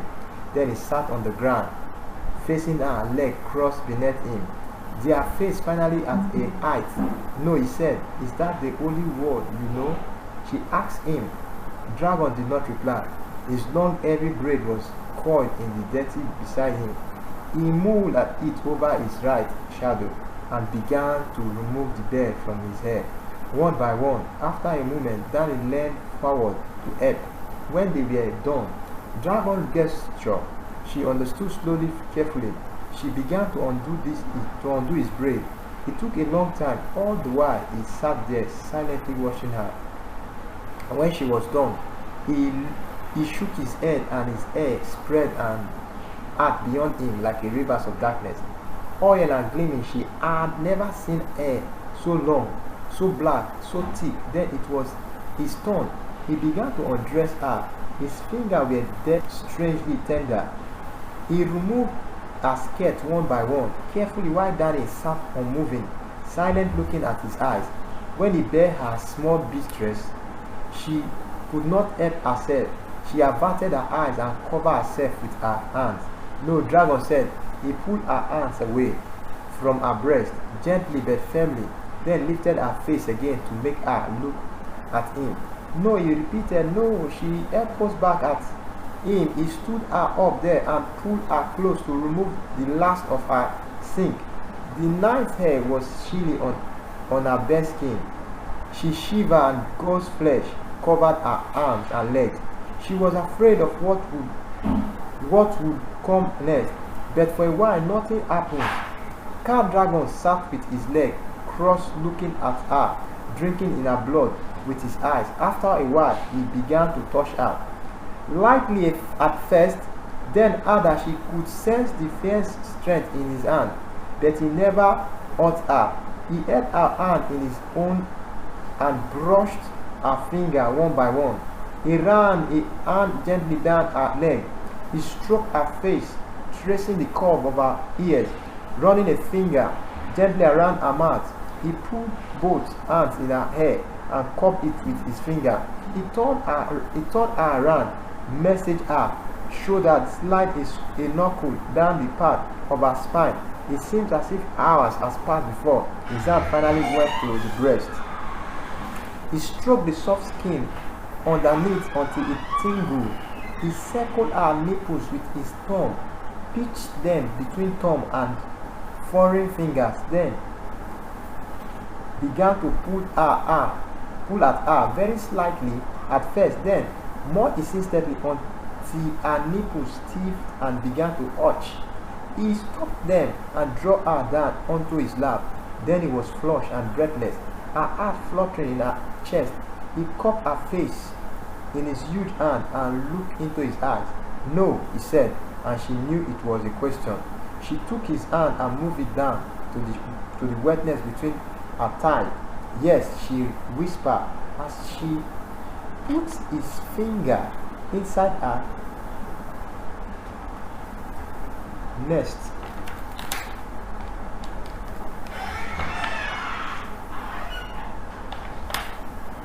Patterned in such raw colors, at first she thought they were crusted with jewels, and so large it took both of her hands.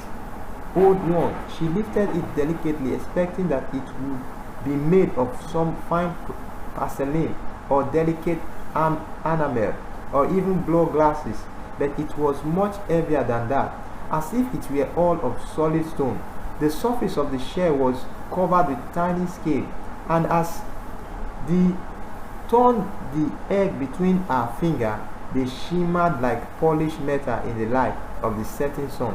One egg was a deep green with burnished bronze fleck that came and went dipping on how Danny turned it. Another was pale green, streamed with gold.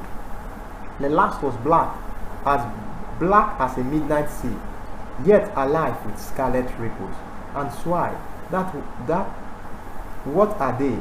She asked, her voice arch and full of wonders. Dragon eggs from the shadowlands beyond Ashad, said Magister Ilorion. The Hun have turned them to stone, yet still they burn bright with beauty. I shall treasure them always. Danny had heard tales of such eggs, but she had never seen one. nor thought to see one. It was a truly magnificent gift. Though she knew that Elorus could afford to be lavish, he had collected a fortune in horses and slaves for his part in selling her to Khal Dragon. The Khal blood riders offered her the tradition, trees, weapons, and splendid weapons they wear. Argo gave her a great leather whip with a silver handle, Koholu, a magnificent arak, gashed in gold, and Khotun, a double curved dragon bone, bowl taller than she was. Magister Elorus and San Joram had taught her the traditional refusal for this offering. This is a gift worthy of a great warrior. O blood of my blood, and I am but a woman. Let my blood husband bear this in my stead. And so Khal Dragon took to receive his bride gift. Other gifts she was given in plenty. By other Dorakis, slippers and jewels and silver, rings for her hair, medallion belts and painted vest and soft fonts, sandstick and jugs of sin, needles and feather, and tiny bottles of purple glass, and a gown made from the skin of 1,000 miles, a handsome gift, Khaleesi, Magistrate. Elorus said of the last, after he had told her what it was. Most lucky, the gift mounted up around her in great piles, more gift than she could possibly imagine, more gift than she could want or use. At last of all, Khal Dragon brought forth his own bride gift to her. An expectant hush rippled from the center of the camp as he left her side, growing until it had swallowed the whole Khalasa. When he returned, the dense press of Daraki, gift giver, patterned before him, and he aired the ash to her. She was a young, feeling spirited and splendid Dani. Dani knew just enough about us to know that this was no ordinary animal. There was something about her that took the breath away. She was grey as the winter sea, with a mane like silver smoke. Hesitantly, she reached out and stroked the horse's neck, ran her finger through the silver of her name. Khal Dragon said something in Doraki, and Magister Elorus translated silver for the silver of your hair. The car said she is beautiful. Dani murmured, she is pride of the Khalasa. Elorus said custom decrees that the Khaleesi must ride a mount worthy of her place by the side of the Khal Dragon. Stepped forward and put his hand on her waist. He lifted her up as easily as if she were a child and set her on the thin Doraki saddle, so much smaller than the ones she was used to. Dani sat there uncertain for a moment. No one had told her about this part. What should I do? She answered Elorus. It was Sir Joram Mormont who answered. Take the reins and ride. You need not go far. Nervously, Dani gathered the reins in her hand and slid her feet into the short stirrup. She was only a fair rider. She had spent far more time traveling by ship and wagon and palanquin than by horseback, praying that she would not fall off and disgrace herself. She gave up the feeling the slightest and most timid touch with her knees, and for the first time in hours she forgot to be afraid. Or perhaps it was for this time ever. The silver grey filly moved with a smooth and sinky gait, and the crowd parted for her. Every eyes upon them, Dani found herself moving faster than she had intended. Yet somehow it was exciting rather than terrifying. The horse broke into a trot and she smiled. Doraki scrambled to clear a path. The slightest pressure with her legs, the lightest touch on her reins, and the filly responded. She sent it into a gallop, and now the Doraki were hooking and laughing and shouting at her as they jumped out of her ways. As she turned to ride back, a fire pit loomed ahead, directly in her path. They were hemmed in on the either side, with no room to stop. A daring sheep had never known field dentistry then. and she gave the fitly her head. The silver horse leaped the flame as if she had wings. When she pulled up before Magister Elorus, she said, "Tell Car Dragon that he has given me a wind." The fat Pentoshi stroked his yellow beard as he repeated her word in Doraki, and Danny saw her new husband smile.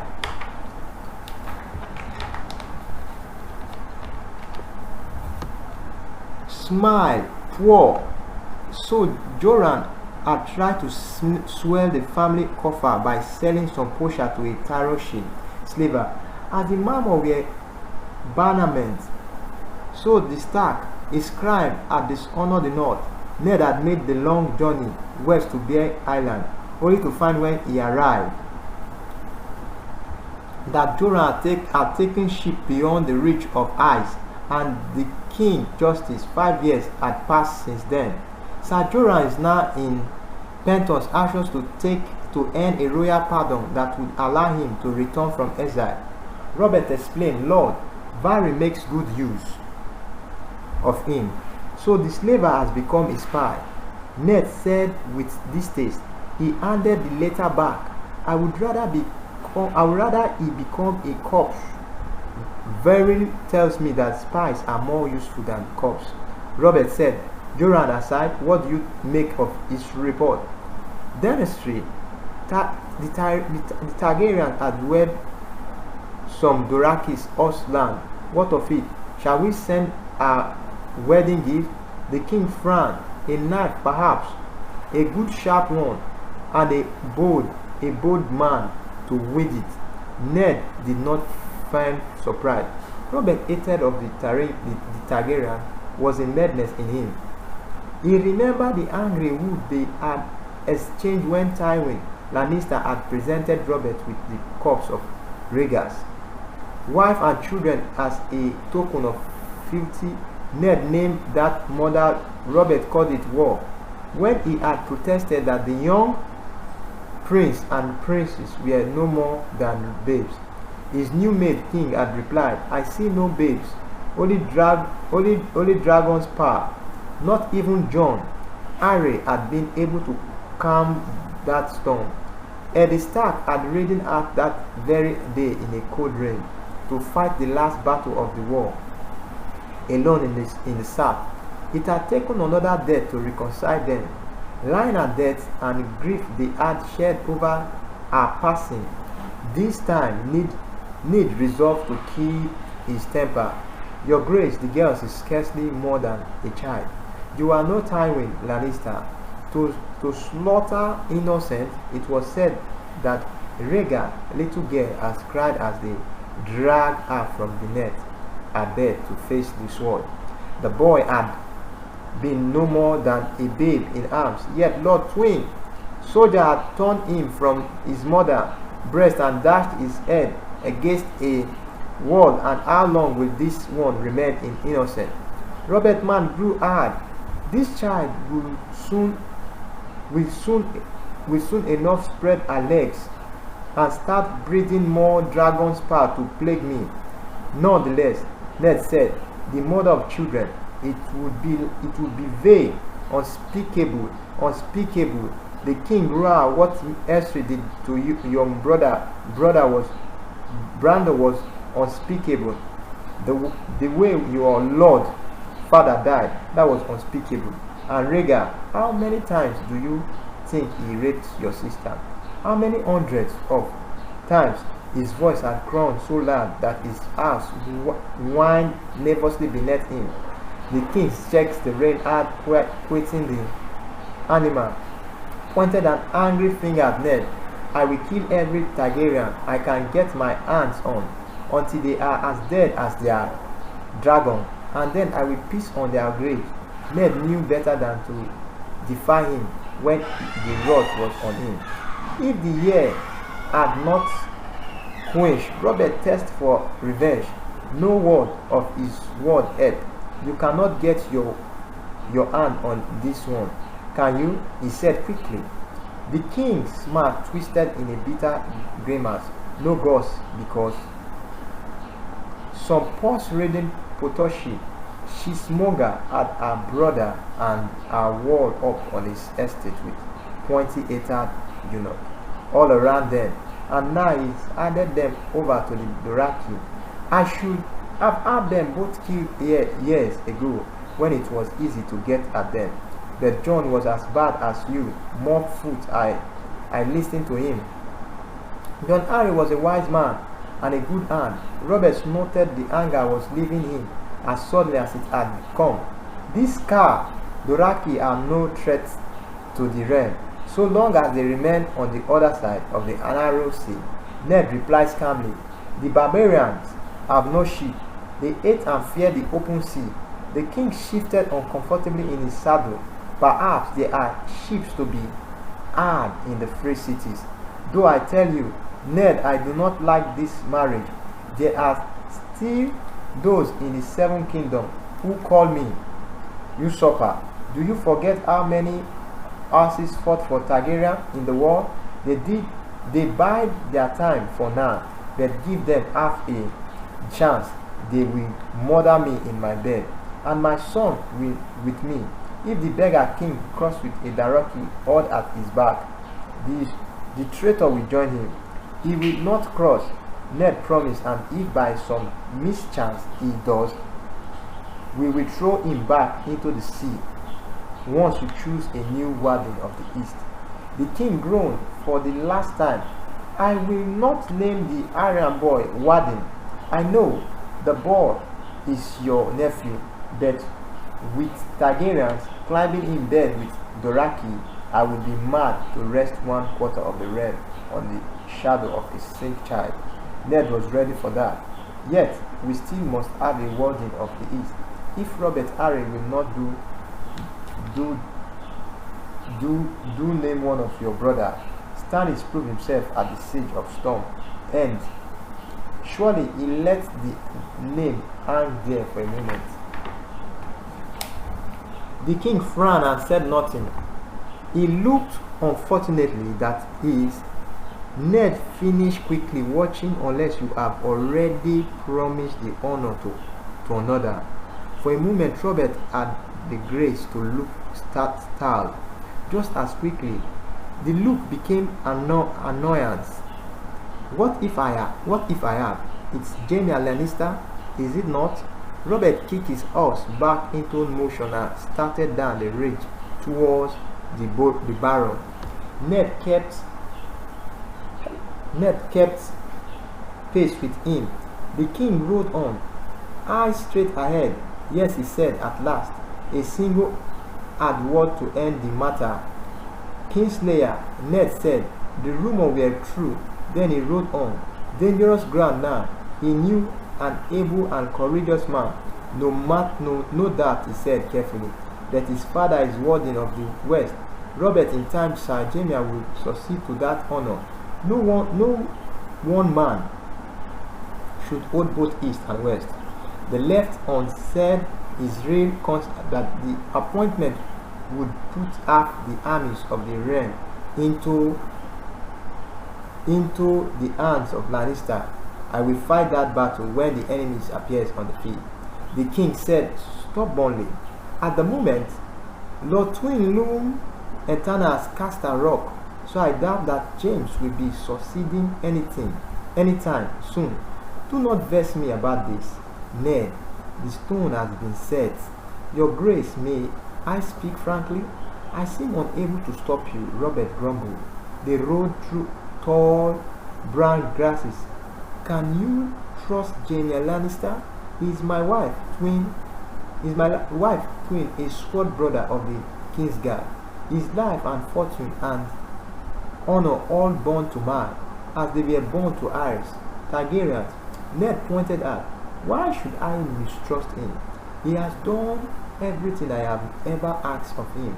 His sword helped win the throne I sit on. His sword helped tent the throne you sit on. Ned thought that he did not permit the word to pass his lips. He swore a vow to protect his king, life with his own. Then he opened that king's throat with a sword. 7 heads. Someone had to kill Arel. Robert said, raining his mouth to a sudden half beside an ancient barrel. If Jaime had not done it, it would have been left for you or me. We were not sworn brothers of the king's guard. Ned said, the time has come for Robert to hear the whole truth. He decided then, and here, do you remember the trident? Your Grace, I want my crown here. How should I forget it? You took a wound from Rhaegar, Ned reminded him.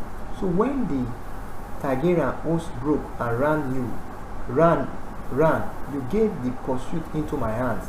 The remnant of Rhaegar army fled back to King's Landing. We followed Ares was in the Red Kept with several thousand loyalists. I expected to find the gates closed to us. Robert gave an impatient shake of his head. Instead, you found that our men had already taken the city. What of it? Not our men, Ned said. Patiently, Lannister men. The lions of Lannister flew over the ramparts, not the crowned stag, and they had taken the city by tertiary. The walls had ranged for close to a year. Both great and small had flocked to Robert's banners. Others had remained loyal, cause armed from both rebels and royalists. Arya Targaryen must have thought that his gods had answered his prayer when Lord Swin Lannister appears before the gates of King's Landing with an army 12,000 strong professional loyalty. So the Mad King had ordered his last mad act. He had opened a city to the lion at the gate. Treachery was a coin the Targaryen knew well. Robert said the anger was building in him again. Lannister paid them back in him in kind. It was no less than they deserved. I shall not trouble my sleep over it. You were not there, Ned said, bitterness in his voice. Troubled sleep was no stranger to him. He had lived his life for 14 years, yet they still haunted him at night. There was no honor in that conquest. The order takes your honor. Robert Swan, what did any Targaryen ever know of honor? Go down into your crypt and ask Lina about the dragon. Honor, you have avenged Lina at the trident.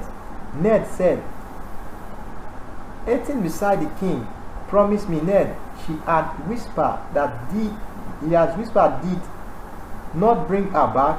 Robert looked away off into the grey distance. The gods be demand. It was a old victory they gave me.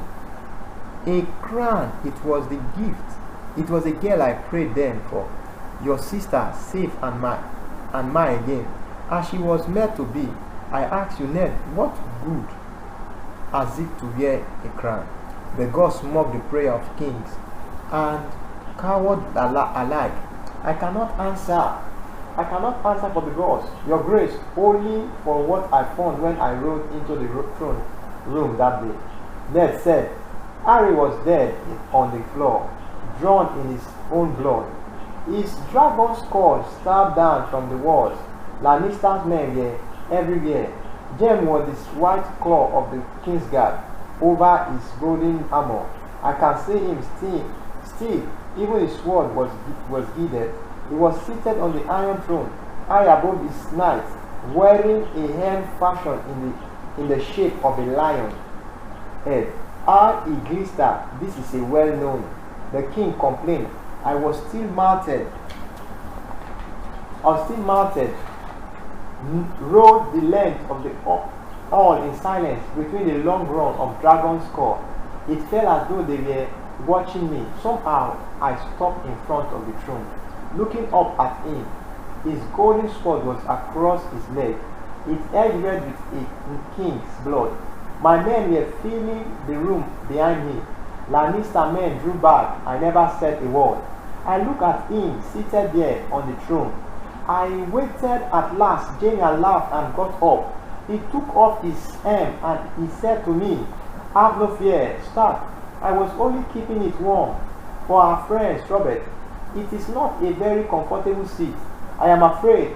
The king threw back his head and roared. His laughter startled. A fight a flight of crown from the tall brown grass. They took to the air in a wind beating of wings. You think I should mistrust Lannister because he sat on my throne for a few moments? He shook with laughter again. Jaime was all of 70s. Ned scares more than a boy. Boy or man, he had no right to that throne. Perhaps he was tired. Robert suggested killing king is weary work. God knows there is no place else to rest your ass in that damnable room.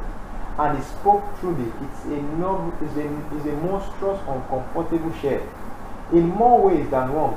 The king shook his head. Well, now, I know James. Dark sins. And the matter can be forgotten. I am in more ways than one. The king shook his head. Well, now, I know James' dark sin. And the matter can be forgotten. I am at least sick of secret and questionable and matters of state. Ned, it is all as tedious as counting coppers. Come, let's ride. You used to know how I want to keep the wind in my hair again. He kicked his horse back into motion and galloped up over the barron, railing head down behind him. For a moment, Ned did not follow. He had run out of the words, and he was filled with a vast sense of helplessness, not for the first time. He wondered what he was doing here and why he had come. He was no John Harry to curb the wideness of his king and teach his wisdom. Robert would do what he pleased, as he always had, and nothing Ned could say or do would change that. He belongs in Winterfell. He belongs with Catelyn in her grief, and with Bran. A man could not always be where he belonged, though Reigns had Eddard Stark put his boot into his horse and set off after the king's nest. Tyrion. The North went on forever. Tyrion Lannister knew the map as well as anyone, but a fortnight on the wind track that passed for the King's Road up here had brought home the lesson that the map was one thing and the land quite another. They had left Winterfell on the same day as the king amidst all the commotion of the royal departure, riding out to the sound of men shooting at us, nothing to the rattle of the wagons and the groaning of the queens, huge well as a light snow flourished about them. The King's Road was just beyond the spur of Castle and Thorn.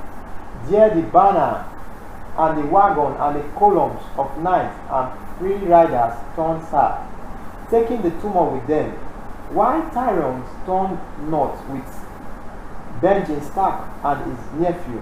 It had grown colder after that, and far more quiet west of the road where Fleet is, Grey and Rouge, with tall watchtowers on their stony summit. To the east, the land was lower, the ground flattering to a rolling plain that stretched away as far as the eyes could see. Stone bridges spanned sweep, narrow rivers while small farms spread in rings around Holdfast. Well, in wood and stone, the road was well trafficked, and at night, for their comfort, there were rude inns to be found. 3 days' ride from Winterfell, whatever the farmland gave away to dense wood, and the King's Road grew lonely. The Fleet Hills rose higher and wider with each passing mile, until by the 5th day they had turned into mountains, cold blue-grey giants with jugs, promontories, and snow on their shoulders. When the wind blew from the north, long plumes of ice crystal flew from the high peaks like banner. With the mountain a wall to the west, the road went north by northeast through the wood, a forest of oak and evergreen and black berry that seems older and darker than any Tyrion had never seen. The wolf wood, Benjen Stark called it, And indeed, their nights came alike with the odds of distant past, and some not so distant. Jon Snow, albino, dire wolf, pricked up his ears at the night howling, but never raised his own voice in reply. There was something very unsettling about that animal. Tyrion thought there were 8 in the party by then, not counting the wolf. Tyrion traveled with 2 of his own men, as befit a Lannister. Benjen Stark had only his bastard nephew and some fresh mud for the night watch, but at the edge of the wolf would they stay a night behind the wooden walls of the forest, hold fast, and there joined up with another of the Black brothers, one Euron. Euron was stopped and sinister, his future hidden behind a bear as black as clothing.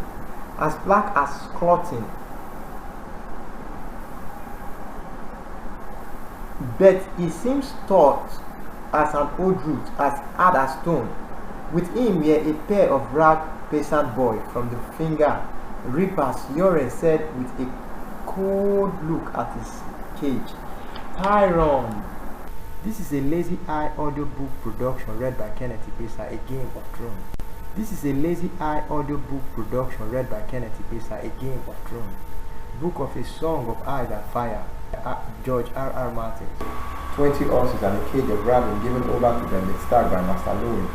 No doubt they made a curious fellowship for the King's Road or any road. Tyrion noticed Jon Snow watching Yoren and his solemn companion with an old cast to his face that looked uncomfortable like dismay. Yoren had a twisted shoulder and a sore beard. His hair and beard were matted and greasy and full of lice. His clothing old, patched, and seldom washed. His 2 young recruits smelled even worse and seemed as stupid as they were cruel.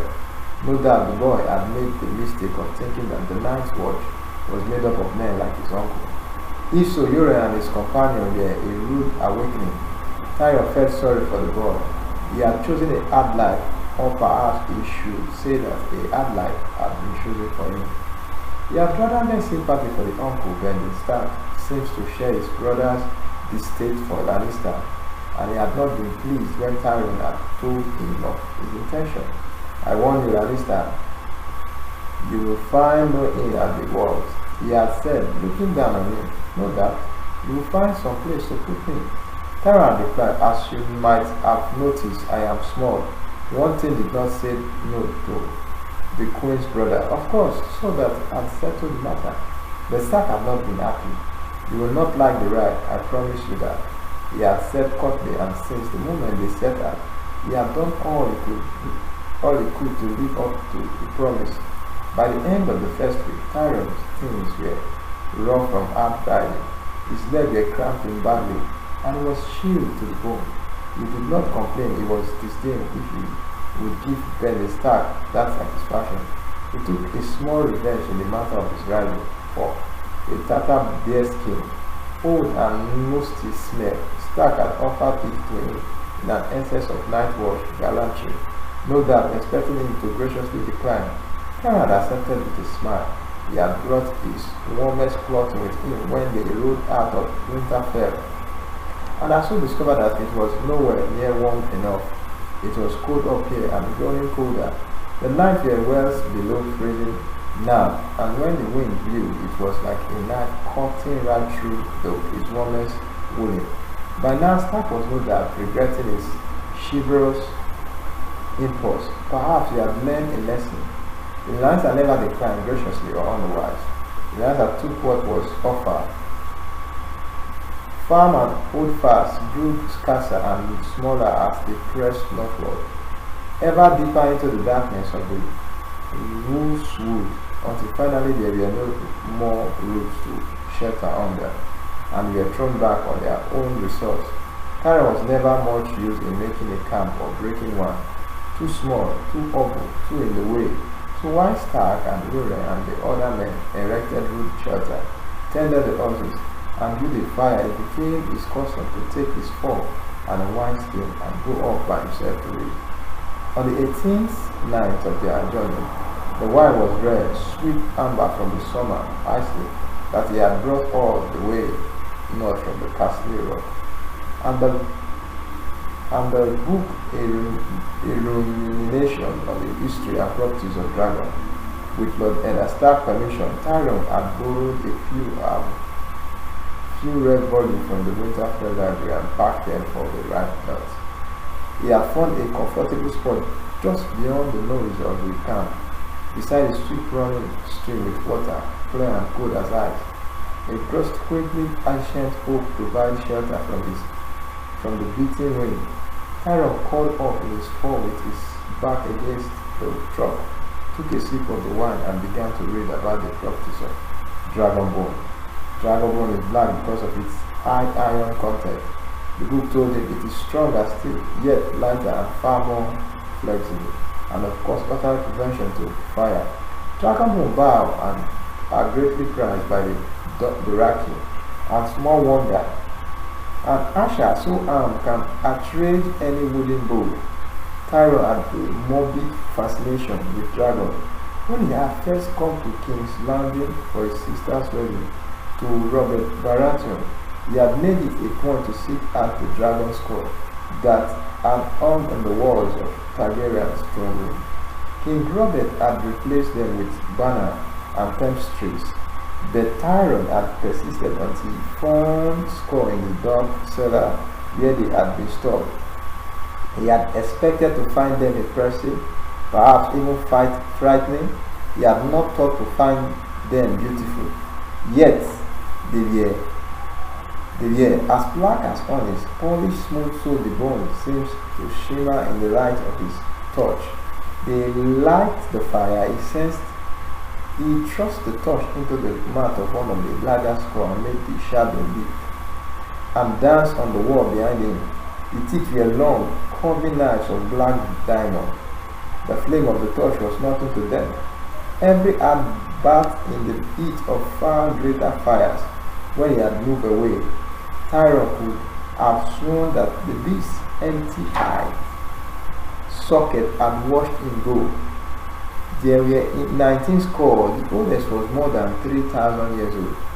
The youngest a mere century and a half.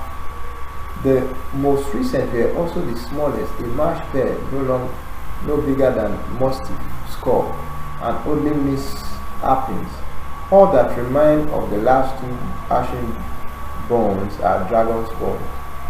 They were the last of the Targaryen dragon. Perhaps the last dragon anyway, and they have not lived very long. From there the skull ranged upward in size to the three great monsters of songs and story, the dragon that Aegon Targaryen and his sister had unleashed on the seventh kingdom of old.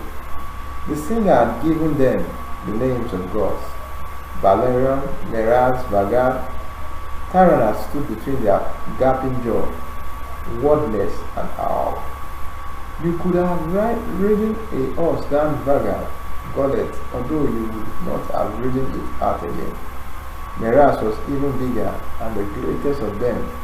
The lion of the Black Dread could have swallowed an Arosh wolf, or even of the hairy mammoth said to roam the cold waste beyond the port of Eden. Tyrone stood in that dark cellar for a long time, staring at Balerion, huge empty eye skull, until his torch burned low, trying to grasp the size of the living animal, to imagine how it must have looked when it spread its great black wings and swept across the sky, breathing fire. His own remote ancestor, King Loren of the Rock, had tried to stand against the fire when he joined with King Land of the Ridge to oppose the Targaryen conquest. That was close on 300 years ago, when the seven kingdoms and not mere progress of a greater realm. Between them, the two kings had 600 gunner flyers, 5,000 mounted knights, and 10 times as many free riders and men at arms. Aegon Dragonlord had perhaps a fifth that number. The chroniclers said, and most of those were conscript from the rank of the last king he had slain. Their loyalty is uncertain. The hosts met on the broad plain of the ridge, amid golden fields of the wheat, ripe for harvest, when the two kings changed the Targaryen army, shivered and shattered and began to run. For a few moments, the chroniclers wrote, the conquest was at hand, but only for those few moments before Aegon Targaryen and his sister joined the battle. It was only that time Vega, Meraz, and Belleron were all unleashed at once. The singer called it the Field of Fire. Near 4,000 men had borne down that day. Among them King Mer of Bridge, King Lauren had escaped and lived long enough to surrender, pledged his fealty to the Targaryen and beget a son, for which Tyrion was duly grateful. Why do you read so much? Tyrion looked up at the sound of the voice. Jon Snow was standing a few feet away. Regarding him curiously, he loosed the book on his finger and said, "Look at me and tell me what you see." The boy looked at him suspiciously. Is this some kind of trick? "I see you, Tyrion Lannister." Tyrion sighed. You are remarkable polite for a bastard." "Snow, what you see is a dwarf. You are what, 12, 14? The boy said. 14, and you are taller than I will ever be. My legs are short and twisted, and I walk with difficulty. I require a special saddle to keep from falling off my arms. A saddle of my own design. You may be interested. No, it was either they might have left me out to die or sold me to some slave. Gross squares. At last, I was born a Lannister of Castle Rock, and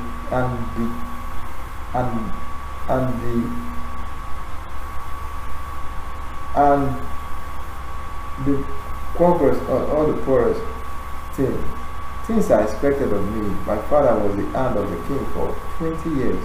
My brother later killed that very same king, as it turns out. But life is full of these little ironies. My sister married a new king, and my repulsive nephew will be king after him.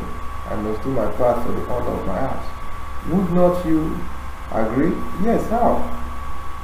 Well, my legs may be too small for my body, but my head is too large. Although I prefer to think it's just large enough for my mind. I have a realistic glimpse of my own strength and weakness. My mind is my weapon. My brother has his sword. King Robert has his war armor, cover of the book. That's why I read so much, Jon Snow.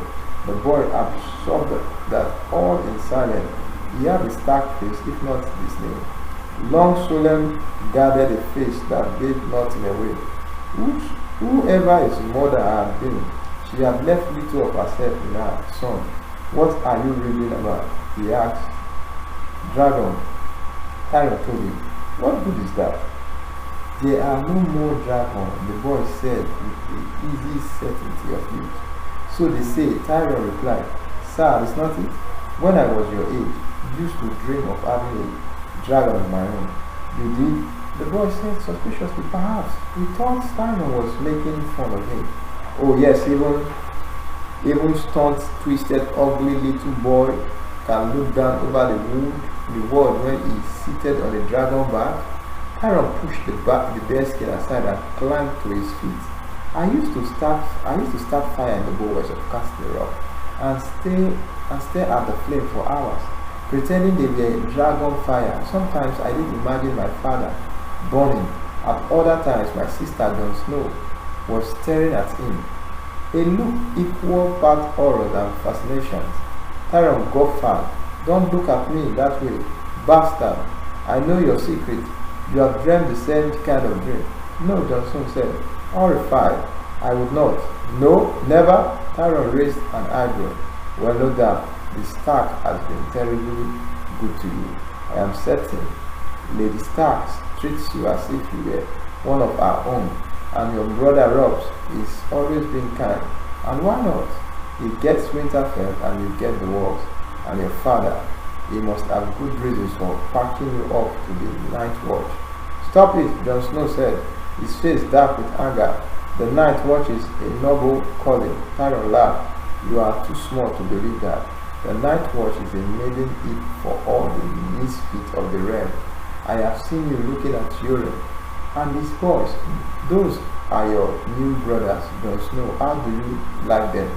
Solemn peasant, debtor, poacher, rapper, rapers, thieves, and bastards like you all wind up on the walls, washing for ground stick and snacks and all the other monster your wet nurse warn you about. The good part is there are no drunkies or snacks, so it's scarcely dangerous work. The bad part is you freeze your balls off, but since you are not allowed to breathe anyway, I don't suppose that matters. Stop it, the boy screamed. He took a step forward, his hand coiling into fist, close to tears. Suddenly, absorbedly, Tyron felt guilty. He took a step forward, intending to give the boy a reassurance pat on the shoulder or muttered some word of apology. He never saw the wolf where it was or how it came to at him. One moment he was walking towards snow, and the next he was flat on his back on the hard rocky ground, the book spinning away from him as he fell, the breath going out of him at the sudden impact, his mouth full of death and blood, rotting leaves as he tries to get up. His back splashed painfully. He must have wrenched it in the fall. He ground his teeth. Suddenly the wolf was between them. He did not groan. The damn thing never made a sound. He only looked at him with those bright red eyes and showed him his teeth, and that was more than enough. Tyron sank back to the ground with a grunt. Don't hurt me, then I will sit right here until you leave. There was no stroke ghost, stiff, white form, smelling out. Ask me nicely. Tyron Lannister felt the anger coiling inside him and crushed it out with a will. It was not the first time in his life he had been humiliated, and it will not be the last. Perhaps he even deserved this. I should be very grateful for your kind assistance, Jon, he said mildly. Damn, ghost, the boy said. The direwolf sat on his haunches. Those red eyes never left Tyron. Jon came around behind him, slid his hand under his arm, and lifted him easily to his feet. Then he picked up the book and handed it back. Why did he attack me? Tyron asked with a sidelong glance at his direwolf. He wiped blood and dirt from his mouth with the back of his hand. Maybe he thought you were a grown king. Tyron glanced at him sharply. So then he laughed, a raw stroke of amusement. That king busting out rather looked like a gross king. What does he do to Stark? You do not want to know. Jon picked up the grand skin and handed it to Tyron. Tyron pulled out the stopper, tied his head, and squeezed a long grease stream into his mouth. The wine was cool fire as its caution swallowed it. True, is not it? He said when he was done. What you said about the night watch, Tyron nodded. Jon would rather deny a hard truth than face it. Most men, the boy said, but not you. No, Tyron admitted, not me. I so don't even dream of dragon anymore. There are no dragons. He scooped up the fallen bearskin. Come, we had better return to camp before your uncle called the banner. The walk was short, but the ground was rough underfoot and his legs were cramping badly by the time they got back. Jon Snow offered a hand to help him over a thick tangle of roots.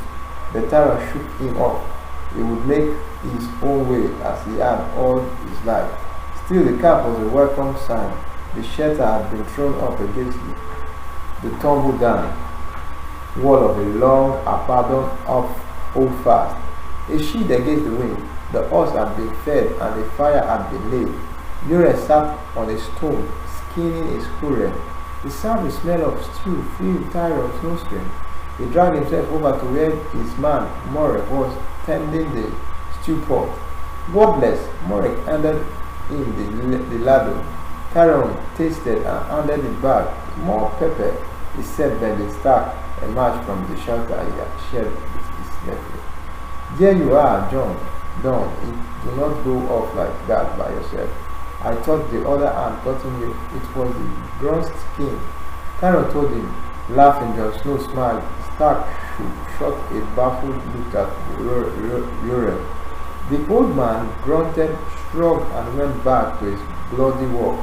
The squirrel gave some body to the stew, and they ate it with black bread and ashes that night around their fire. Tyrion shared around a skin of wine until even Uriel grew mellow. One by one, the company drifted off to their shelter and to sleep, all but Jon Snow, who had drawn the night's first watch. Tyrion was the last to retire, as always. As he stepped into the shelter his men had built for him, he paused and looked back at Jon Snow. The boy stood near the fire, his face still and hard, looking deep into the flame. Tyrion Lannister smiled sadly and went to bed. Next chapter, Catelyn, Ned, and the girls were 8 days gone when Master Luwin came to her one night in Bran's sick room, crying a reading lamp and the books of account. It is past time that we review the figure, my lady, he said. You will want to know how much this royal visit cost us. Catelyn looked at Bran in his sick bed and brushed his hair back off his forehead. It had grown very long. She realized she would have to cut it soon. I have no need to look at figures, Master Luwin, she told him, never taking her eyes from Bran. I know what the visit cost us. Take the book away, my lady. The king party had healthy appetite. We must replenish our stores before. She cut him off. I said, take the book away. The steward will attend to our needs. We have no steward, Master Luwin reminded her, like a little grey rat. He thought he would not let go. Paul went south to establish Lord Eddard household at King's Landing. Catelyn nodded absently. Oh yes, I remember. Bran looked so pale. She wondered whether they might have moved his bed under the window so he could get the morning sun. Master Louis set the lamp in a niche by the door and fiddled with it wick. There are several appointments that requires your immediate attention, my lady. Besides, the stewards will need a captain of the guard to fill Jory's place, a new master of horse. Her eyes snapped around and found him. A master of horse? Her voice was a whip. The master was shaking. Yes, my lady. All roads start with Lord Eddard, so my son lies here, broken and dying. Luwin and you wish to discuss a new matter. New master of horse. Do you think I care what happens in the stable? Do you think it matters to me one whit? I would gladly burst every horse in Winterfell with my own hands if it would open Bran's eyes. Do you understand that? Do you? He bowed his head. Yes, my lady. By the appointment, I will make the appointment, Robb said. Catelyn had not heard him enter, but there he stood in the doorway, looking at her. She had been shouting. She realized with a sudden flush of shame what was happening to her. She was so tired and her head hot all the time. Master Luwin looked from Catelyn to her son. I have prepared a list of those we might wish to consider for the vacant office, he said, offering Robb a paper plucked from his sleeve. His son glanced at the name. He had come from outside Catelyn, saw. His cheeks were red from the cold, his hair shaggy and wind blown. Good men, he said. We will talk about them tomorrow. He handed back the list of names. Very good, my lord. The paper vanished into the sleeve. Leave us now, Robb said. Master Luwin bowed and departed. Robb closed the door behind him and turned to her. He was wearing a swan. She was wearing a swan. She saw mother. What are you doing? Catelyn had always thought Robb looked like her, like Bran and Rickon and Sansa. He had the tawny coloring, the almond hair, the blue eyes, yet now for the first time She saw something of Ada Stark in his face, something as tame and hard as the north. What am I doing? She echoed. Fool, how can you ask so that? What do you imagine I am doing? I am taking care of your brother. I am taking care of Brown. Is that what you call it? You have not left this room since Brown was hot. You did not even come to the gate when father and the girls went south. I said my farewell to them there and watched them ride out for that window. She had begged Ned not to go. Not now, not after what had happened. Everything had changed now. Could not he see that? It was no use. He had no choice. He had told her, and then he left choosing. I can leave him, even for a moment, not when any moment could be his last. I have to be with him. If she took her son in his hand, sliding his finger through her own, he was so frail and thin, with no strength left in his hand, that she could still feel the warmth of the light through his skin. Rob's voice softened. He's not going to die, mother.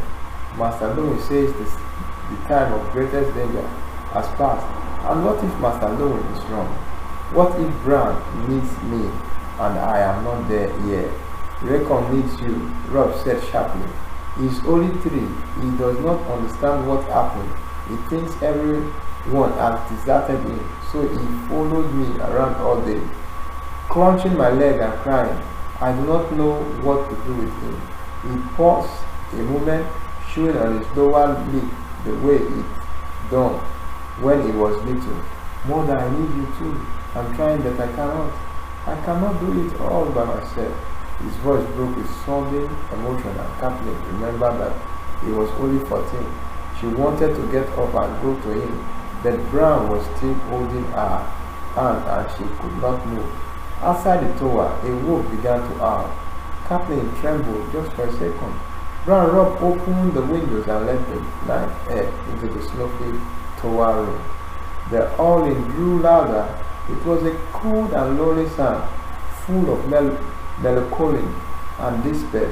Do not, she told him, Brown needs to stay warm.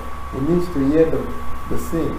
Rob said somewhere out in Winterfell. A second wolf began to howl in chorus with the first, then a third closer shaggy dog and grew wind. Rob said as their voice rose and fell together, you can tell that apart if you listen close. Kathleen was shaking. It was the grief, the cold, the howling of the dire wolves, night after night, the howling and the cold wind and the great empty castle. On and on they went, never changing, and our boy lying there broken. The sweetest of our children, the gentle Brown who loved to laugh and climb and dream of knighthood, all gone now. She would never hear him laugh again. Sobbing, she pulled her hand free of his and covered her ears against this terrible house. Make them stop, she cried. I cannot stand it. Make them stop, make them stop. Kill them all if you must. Just make them stop. She did not remember falling to the floor, but there she was, and Rob was lifting her, holding her in strong arms. Do not be afraid, mother. They would never hurt me. He helped her to a narrow bed in the corner of the sick room. Close your eyes, he said gently. Rest, Master Lewin. Tell me you would hardly sleep since Brown's fall. Say, I cannot. She wept. God forgive me. Rob, I cannot. What if he dies? Why am I asleep? Why am I asleep? What if he dies? What if he dies? The wolves were still howling. She screamed and held her ears again. Oh God, close the window. If you were to me, you will sleep. Rob went to the window, but as he reached for the shot, another sound was added to the mournful howling of the dire wolves. Dog, he said, listening, all the dogs are barking. They have never done that before. Kathleen heard his breath catch in his throat. When she looked up, his face was pale in lamplight. Fire! He whispered, fire! Tom's and then Brown's help me, she said urgently, sitting up. Help me. With Brown's, Rob did not seem to hear her. With the library tower on fire, he said Kathleen could see the flickering reddish light through the open window. Now she sighed with relief. Brown was safe. The library was across the valley. There was no way the fire would reach them there. Thank the gods, she whispered. Rob looked at her as if she did gone mad. Mother, stay here. I will come back as soon as the fire absorbs. He ran there. She heard him shout to the guard outside the room. Heard them descending together in a wind rush, taking the steps 2 and 3 at a time. Outside there were shouts of fire. This is a Lazy Eye audiobook production read by Kenneth Ipesa, A Game of Thrones. This is a Lazy Eye audiobook production read by Kenneth Ipesa, A Game of Thrones. Book of A Song of Ice and Fire, George R.R. Martin. The yard, scream running footsteps.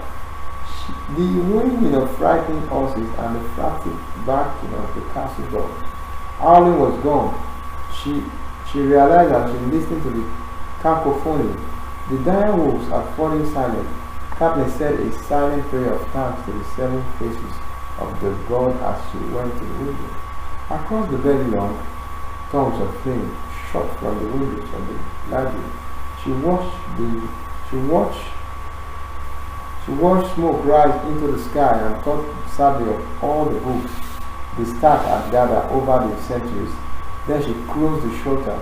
When she turned away from the window, the man was in the room with her. You were not supposed to be here, he muttered softly. No one was supposed to be here. He was a small, dirty man in fluted brown clothing, and in his stack of us, Kathleen knew all the men who worked in this table, and there was none of them. He was gaunt with lips, blonde hair, and pale eyes, deep sunk in a burning face, and there was a danger in his hand. Kathleen looked, and there was a dagger in his hand. Kathleen looked at the knife, then at Brown. No, she said, the words stuck in her throat. The nearest whisper, he must have heard her. It's the mercy, he said. He's dead already. No, Kathleen said, louder, no, as she found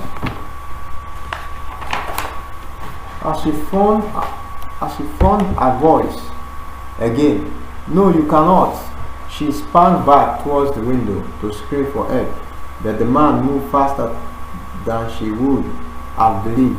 One had clamped down over her mouth and yanked back her head. The other brought the dagger up to her windpipe. The stench of him was overwhelming. She reached up with both hands and grabbed the blade with all her strength, pulling it away from her throat. She heard him cursing into her ears.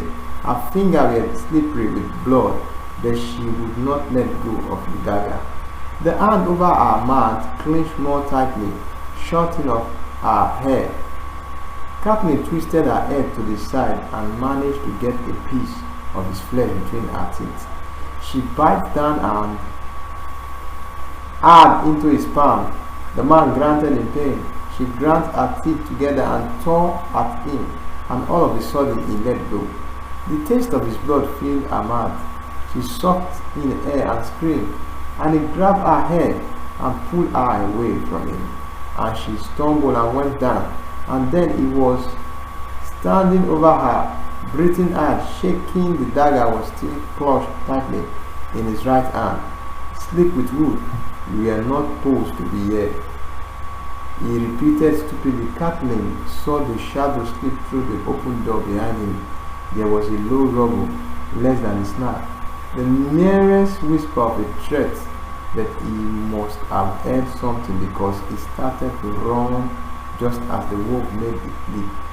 They went down together, half proud over Kathleen where she fallen. The wolf had him under the jack. The man's streak lasted less than a second before the beast wrenched back head. Taking out half his throat, his blood felt like warm rain as it spread across her face. The wolf was looking at her. Its jaws were red and wet, and its eyes glowing golden in the dark room. It was Brown's wolf. She realized, of course, it was. Thank you, Kathleen whispered, her voice faint and tiny. She lifted her hand, trembling. The wolf padded close, sniffed at her finger, then listened at the blood with a wet, rough tongue. When he had cleaned all the blood off her hand, he turned away silent and jumped up on Brown's bed and lay down beside him. Kathleen began to laugh hysterically. It was the way they formed them. When Rob and Master Lewin and Sir Roderick burst in with half the guard in Winterfell, when the laughter finally died in her throat, they wrapped her in a warm blanket and led her back to the great keep, to her own chamber. Old Nan had undressed her and helped her into a scalding hot bath and washed the blood of her with a soft cloth. Afterward, Master Lewin arrived to dress her wounds. The cut in her finger went deep, almost to the bone, and her scalp was raw and bleeding, where they pulled out a handful of hair. The master told her the pain was just starting out and gave her milk of the pumpkin to help her sleep. Finally, she closed her eyes. When she opened them again, they told her that she had slept 4 days. Kathleen nodded and sat up in bed. It all seems like a nightmare to her now. Everything since Brown fought, a terrible dream of blood and grief. Then she had the pain in her hand to remember her that it was real. She felt weak and light-headed, yet strangely resolute, as if a great weight had lifted from her. Bring me some bread and honey, she told her servant, and take word to Master Lewin that my bondage won't changing. They looked at her in surprise, and ran to do her bidding. Kathleen remembered the way she had been before, and she was ashamed. She had let them all down. Her children, her husband, her house. It would not happen again. She would show this lieutenant how strong a Tully of Riverrun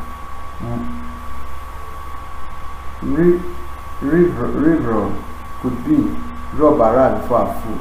Roderick Pace came with him, and her husband wore Theon Greyjoy, and lastly Alice Mullin, a muscular guardsman with a square brown beard. He was the new captain of the guard. Rob said her son was dressed in boiled leather and ringed mail. She saw and a sword hung at his waist. Who was he? Kathleen asked her. No one knows his name. Alice Mullin told her. He was no man of Winterfell. Emily did. But some says they seen him there and about the castle this past few weeks. One of the king's men then, she said. Oh, or one of the Lannister. He could have waited beyond when the other left. Maybe he had said, with all these strangers filling up Winterfell of late, there is no way of saying who he belongs to. He did been hiding in your stable? Greyjoy said. You could smell it on him. And how could he go unnoticed? She said sharply. Alice Mullin looked abashed. Between the horses, Lord Eddard took sat, and then we went north to the night wash. The store were half empty. It were no great trick to hide from the stable boys. Could be older saw him. The talk is that boy's been acting square, but simple as he is. Hal shook his head. We found where he'd been sleeping. Rob put in. He had 90 silver stake in a leather bag buried beneath the straw. It's good to know my son. Life was not so cheaply. Kathleen said bitterly. Alice Mullin looked at her, confused, begging your face. Emily, you saying he was hard to kill. Your boy? Greyjoy was doubtful. That's a madness. He came for Bran. Catelyn said he kept muttering how I was not supposed to be there.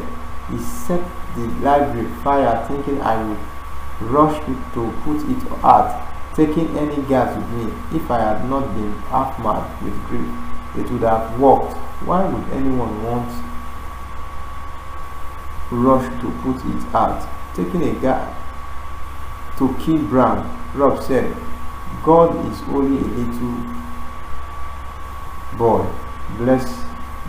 Helpless sleep. Catelyn gave her firstborn a challenging look.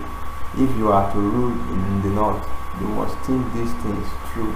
Robb, answer your own question. Why would anyone want to kill a sleeping child? Before I could answer, the servant returned with a plate of food, fresh from the kitchen. There was much more sleeping child. Before he could answer, the servant returned with a plate. There was much more than she asked for. Hot bread, butter and honey and blackberries, preserve, a rasher of bacon and a soft-boiled egg, a wedge of cheese, a pot of meat tea, and with it came mustard alone. How is my son, mustard? Catelyn looked at all the food and found the cheese, a pot of meat tea, and it came to Master Louis. How is my son, master? Catelyn looked at all the food and found she had no appetite. Master Louis lowered his eyes on change. My lady? It was the reply she had expected. No more, no less. Her hands troubled with pains, as if the blade were still in her. Cutting deep, she sent the servant away and looked back to Robb. Do you have the answer yet? Someone is afraid Bran might wake up. Robb said, afraid of what he might say or do. Afraid of something he knows. Catelyn was proud of him. Very good. She turns to the new captain of the guard. We must keep Bran safe. If there was one killer, there could be other. How many guards do you want, lady? Asked. So long as Lord Eddard is away, my son is the master of Winterfell. She told him. Robb stood a little taller. Put one man in the sick room, night and day. One outside the door, two at the bottom of the stair. No one else. No one sees Bran without my warrant or my mother's. As you say, Lord. Do it now, Catelyn suggested, and let his wolf stay in the room with him. Robb added, yes, Catelyn said, and then again, yes, Alice Mullen bowed and left the room. Lady Stark, Sir Roderick said when the guardsman had gone, did you chance to notice the dagger the killer used? The circumstance did not allow me to examine it closely, but I can vouch for its edge. Catelyn replied with a dry smile. Why do you ask? We found the knife still in the Valiant graves. It seems to me that it was altogether too fine a weapon for such a man. So I looked at it long and hard. The blade is Valyrian steel. They eat dragon bone. A weapon like that has no business being in the hands of such as him. Someone gave him to him. Catelyn nodded thoughtfully. Robb closed the door. He looked at her strength. And looked at her strangely, but did as she told him. What am I about to tell you? Must not leave this room. She told them, I want your oath on that, if even part of what I suspect is true. Neither my girls are riding into deadly danger, and the word in the oath. Master Louis said, and my lady, echoed Sir Roderick. She looked at her son, and you, Robb, he nodded his consent. My sister Lisa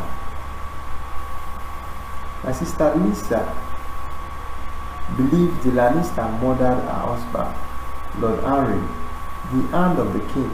Catelyn told them, it comes to me that Jaime Lannister did not join the hunt that day. Bran fell. He remained here in the castle. The room was deadly faced.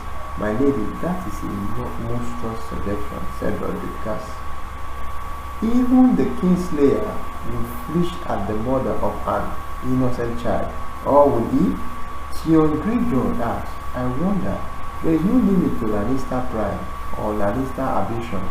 Winterfell, Godrop swore his young face dark with anger. If this is true, he will pay for it. He drew his sword and waved it in the air. I will kill him myself. Sir Roderick bristled at him. Put that away. The Lannister are 100 legged away. Never draw your sword unless you mean to use it. How many times must I tell you? Foolish boy. Abashed, Robb sheathed his sword. Suddenly, child again. Catelyn said to her, Sir Roderick, I see my son is wavering still now. The old master at arms said, I thought it was time. Robb was looking at her anxiously. Past time, she said, Winterfell may have need of all the swords soon, and they are best not be made of wood. Theon Greyjoy put a hand on the hilt of his blade and said, My lady, if it comes to that, my house owns yours a great debt. Master Lewis pulled at his shield collar, yet it shafted against his neck. All we have is conjunction. This is the queen's beloved brother we meant to accuse. She will not take it kindly. We must have proof, or forever keep silent. Yours proof is in the danger, is in the dagger. Saldrick said, a fine blade like that will not have gone unnoticed. There was only one place to find the truth of it. Catelyn realized someone must go to King's Landing. Shall we go? Robb said. No, she told him. Your place is here. There must always be a Stark in Winterfell. She looked at Sir Roderick with his great white whisker, a monster loom in the grey robes. At young Greyjoy, lean and dark and impetuous, who to send? Who would believe? Who believed? Then she knew. Catelyn struggled to push back the blackhead. Her bondage finger as stiff and unyielded as stone. She climbed out of bed. I must go myself. My lady, said Master Lou. Is that why? Surely the Lannister will greet your arrival with suspicions. What about Bran? Robb asked. The poor boy looked utterly confused now. You cannot mean to leave him. I have done everything I can for Bran, she said, laying a wounded hand on his arm. His life is in the hand of the gods and Master Lewin, as you reminded me yourself.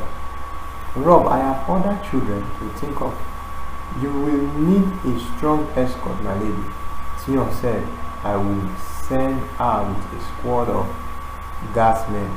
Robb said, no. Catelyn said, a large party attracts unwelcome attention. I will not have the Lannister know I am coming. Sir Roderick protested, my lady, let me accompany you at least. The King's Road can be perilous for a woman alone. I will not be taking the King's Road, Catelyn replied. She thought for a moment, then nodded her consent. Two riders can move as fast as one, and a good deal faster than a long column, bounded by wagons and wheel horses. I will welcome your company, Sir Roderick. We will follow the White Knight. Down to the sea and hire a ship at White Amber. Strong horses and bricks winds should bring us to King's Landing well ahead of Ned and the Lannister, and then she thought we shall see what we shall see. Next, Sansa held a start and left the fort down. Septa Mother informed Sansa as they broke their fast. The king sent for him another hunt. I do believe there are still wild Irish in this land. I am told I have never seen an Irish, Sansa said, feeding a piece of bacon to Lady under the table. The Direwolf took it from her hand as delicate as a queen. Septa Mother sniffed in disapproval. A noble lady does not feed dogs at her table. She said, breaking off another piece of corn and letting the honey drip down into her bread. She's not a dog, she's a direwolf. Sansa pointed out as they licked her finger with a rough tongue. Anyway, Father said we could keep them with us if we want. The scepter was not appeased. You are a good girl, Sansa, but I do vow when it comes to that creation you are as willful as your sister, Arya. She's called, and here is Arya this morning. She was not angry, Sansa said, knowing full well that her sister had probably stolen down to the kitchen hours ago and swindled a breakfast out of some cup food. Do remind her to dress nicely today. The grey vermin. Perhaps we are all invited to ride with the Queen and Princess Marcella in the royal wheel horse, and we must look at best. Sansa already looked her best. She had brushed out her long auburn hair until it shone and picked her nicest blue silk. She had been looking forward to today for more than a week. It was a great honor to ride with the Queen, and beside Prince Joffrey might be there, her betrothed.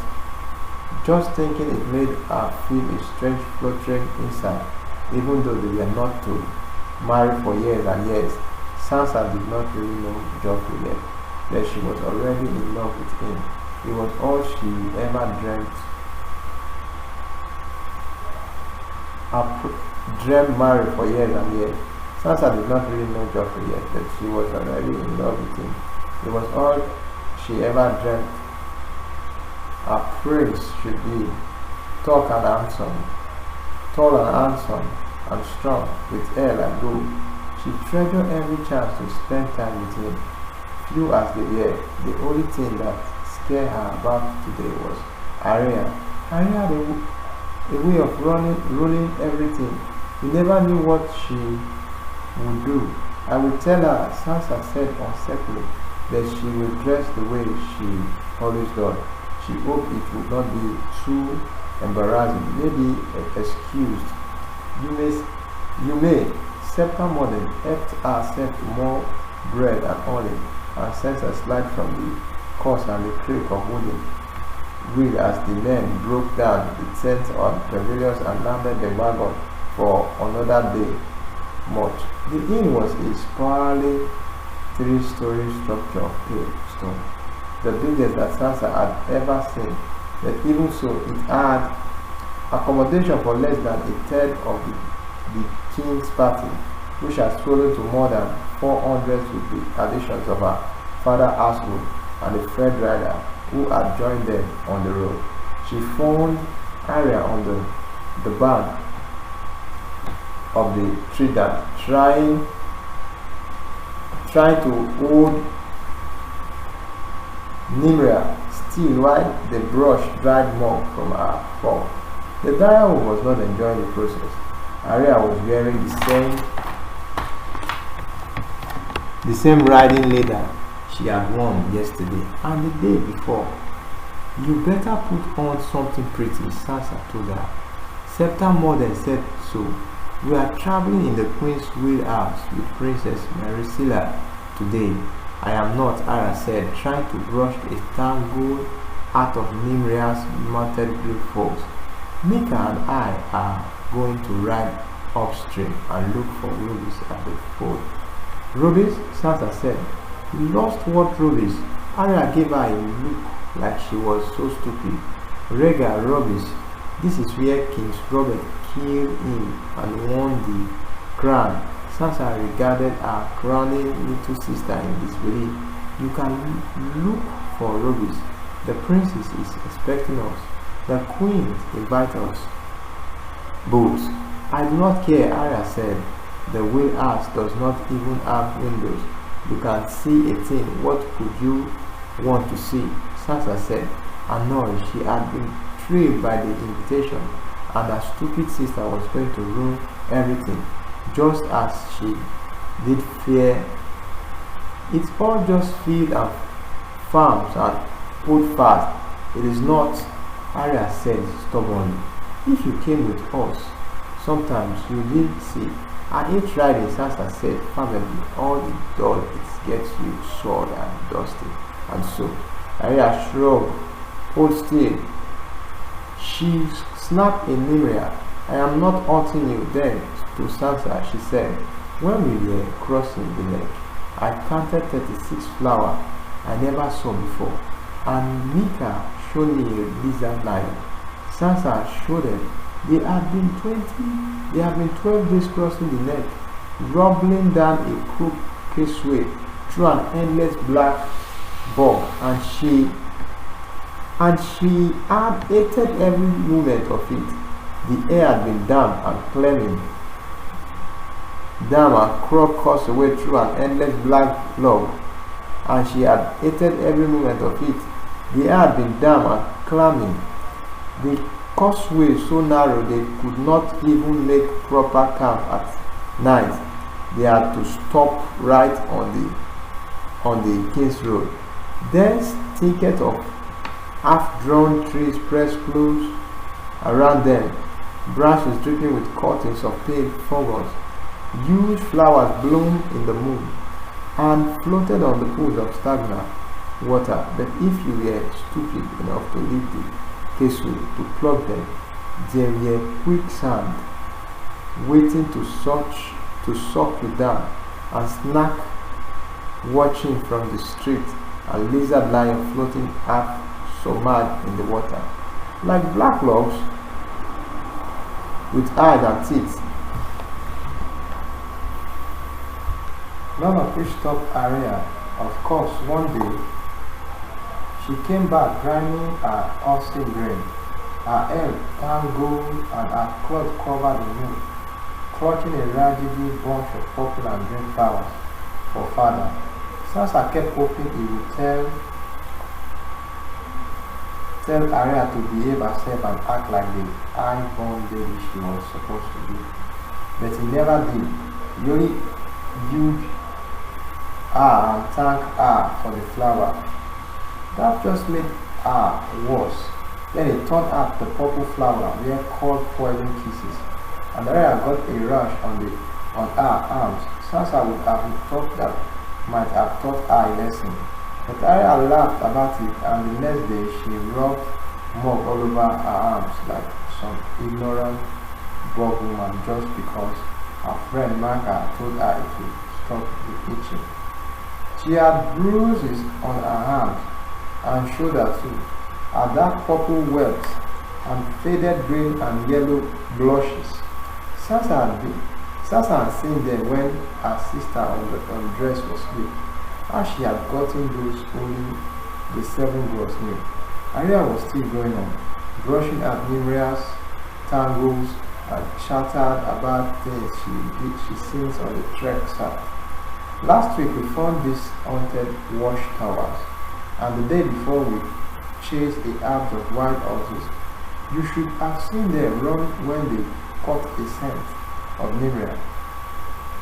The wolf wriggled in her grasp, and Arya scolded her. Stop that! I have to do the other side. You are all moody.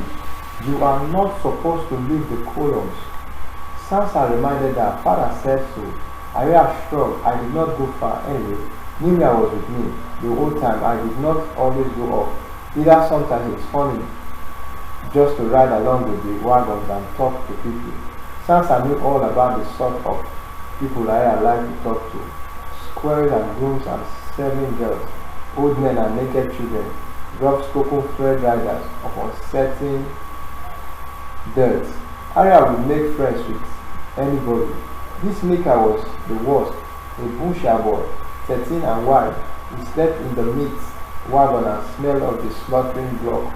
Just the sight of him was enough to make Sansa feel sick. But Arya seems to prefer his company to her. Sansa was running out of patience now. You have to come with me, she told her sister firmly. You cannot refuse the queen, sir. You cannot refuse the queen. Except her mother will expect you. Arya ignored her. She gave the hard neck with the brush. Miriam groaned and spoke away, affronted. Come back here. There's going to be Roman cake and tea. Sansa went on. All adults are reasonable. Lady brushed against her leg. Sansa crashed her ears the way she liked, and Lady sat beside her on an horse, watching Arya chase Miriam. Why would you want to ride a smelly old horse and get all sore and sweaty when you could recline on feather pillows and eat cakes with the queen? I do not like the queen, Arya said casually. Sansa softened her breath, shocked that even Arya. This is a Lazy Eye audiobook production read by Kenneth Ipesa, A Game of Thrones. This is a Lazy Eye audiobook production read by Kenneth Ipesa, A Game of Thrones.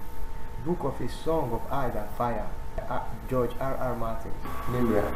She'll thrust the brush under her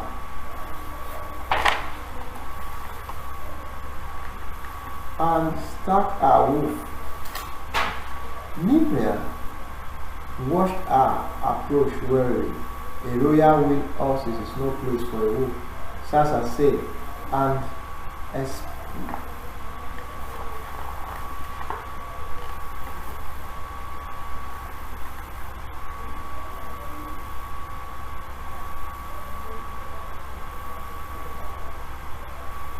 Miriam around her neck, but the moment she pulled at the brush against the guy was wrinkled free and gone off.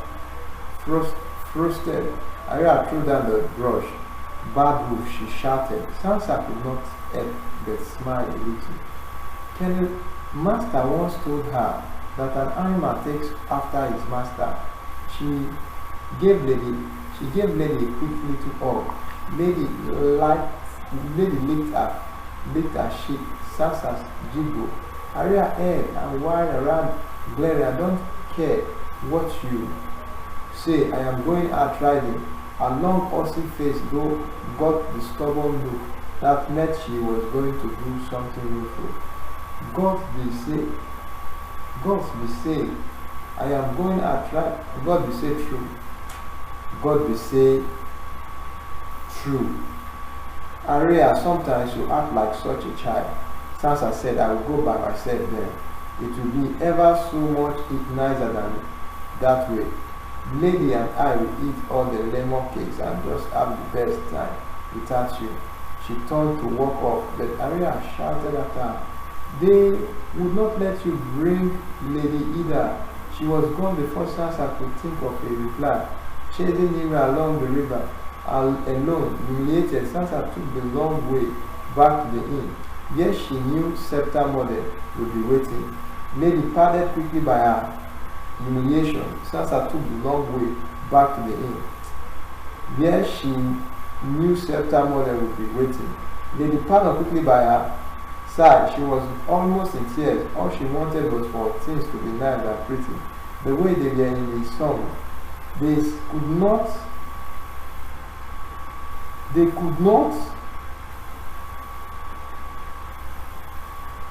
Oh God. Why could not Arya be sweet and delicate and kind, like Princess Marcella? She would have liked a sister like that. Sansa could never understand how two sisters, born only 2 years apart, could be so different. It would have been easier if Arya had been a bastard like their half-brother Jon. She even looked like Jon, with the long face and brown hair of the Stark, and nothing of their lady mother in her face or her coloring. And Jon's mother had been common, or so people whisper.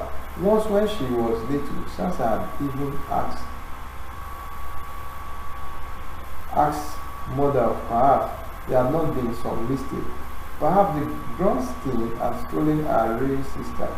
But mother had only laughed and said no. Arya was her daughter, and Sansa true-born sister, blood of their blood. Sansa could not think why mother would want to lie about it. So she supposed it had to be true. As she neared the center of camp, Her distress was quickly forgotten. A crowd had gathered around the queen's wheelhouse. Sansa heard excited voice buzzing like a heap of bees. The door had been thrown open. She saw, and the queen stood at the top of the wooden step, smiling down at someone. She heard her saying, "The council does us great honor, my good lord." What happened? She asked a square she knew. The council sent riders from King's Landing to escort us the rest of the way. He told her, "An honor guard for the king." Anxious to see, Sansa let Lady clear a path through the crowd. People moved aside hastily for the direwolf. When she got closer, she saw two knights kneeling before the queen in armor so fine and gorgeous that it made her blink. One knight wore an intricate suit of white enamel skin, brilliant as field of new fallen snow, with silver chasing and clasps that glittered in the sun. When he removed his helm, Sansa saw that he was an old man with hair as pale as his armor, yet he seemed strong and graceful for all that. From his shoulder knew all the pure white cloth of the king's guard. His companion was a man near 20 whose armor was steel plate of a deep forest green. He was the handsomest man Sansa had ever set eyes upon. Tall and powerful, made with black hair that fell to his shoulder, framed a clean-shaven face, and laughing grey eyes to match his armor. Cradled under one arm was an alert helm, with magnificent rack shimmering in gold. At first, Sansa did not notice the third stranger. He did not kneel with the others. He stood to one beside their horses, a gaunt grey man who watched the proceeding in silence. His face was pockmarked and beardless, with deep-set eyes and hollow cheek. Thought it was not an old man. Only a few whips of hair remained to him, sprouting above his ears, but those he had grown long as a woman. His armor was iron grey chainmail, over layer of well leather, plain and unadorned, and it spoke of age and hard use above his right shoulder. The stained leather heat of the blade strapped to his back was visible. A two-handed great sword, too long to be worn at his side. "The king is gone hunting, but I know he will be pleased to see you when he returns," the queen was saying to the two knights who knelt before her. But Sansa could not take her eyes off the third man. He seems to feel the weight of her gaze. Slowly he turned his head. Lady growled. A terror as overwhelming as anything Sansa Stark had ever feel as suddenly. She stepped backward and bumped into someone strong and grabbed her by the shoulder. And for a moment, Sansa thought it was her father. But when she turned, it was a bone face of southern glaze looking down at her. His mouth twisted in a terrible mockery of a smile. "You are shaking, girl," he said, his voice grasping. "Do I frighten you so much?" He did, and as since she had first laid eyes on the room, that fire had made of his face, though it seems to her now that he was not half so terrifying as the other. Still, Sansa wrenched away from him, and the Huns laughed, and Lady moved between them, rubbling a warming. Sansa dropped to her knees to wrap her arms around the wolf. They were all gathered around, gaping. She could feel their eyes on her, and here she heard muted comment and titter of laughter. "A wolf," a man said, And someone else said, 7 ells, that's the dire wolf. And the first man said, what is he doing in the camp? And the aunt's rasping voice replied, the stark used them for wet nurse. And Sansa realized that the two stranger knights were looking down on her and lady, sword in their hand, and then she was frightened again, and ashamed. Tears filled her eyes. She heard the queen say, Joffrey, go to her. And her prince was there. Leave her alone, Joffrey said. He stood over her, beautiful in blue wool and black leather, his golden curl shining in the sun like a crown. He gave her his hand, drew her to her feet. What is it, sweet lady? Why are you afraid? No, one will hurt you. Put away your sword, all of you. The wolf is a little pet, that's all. He looked at Sado, blinkered, and you, dog, away with you. You are scaring my betrothed. The aunt, ever faithful, bowed and slid away, slid quickly through the press. Sansa struggled to steady herself.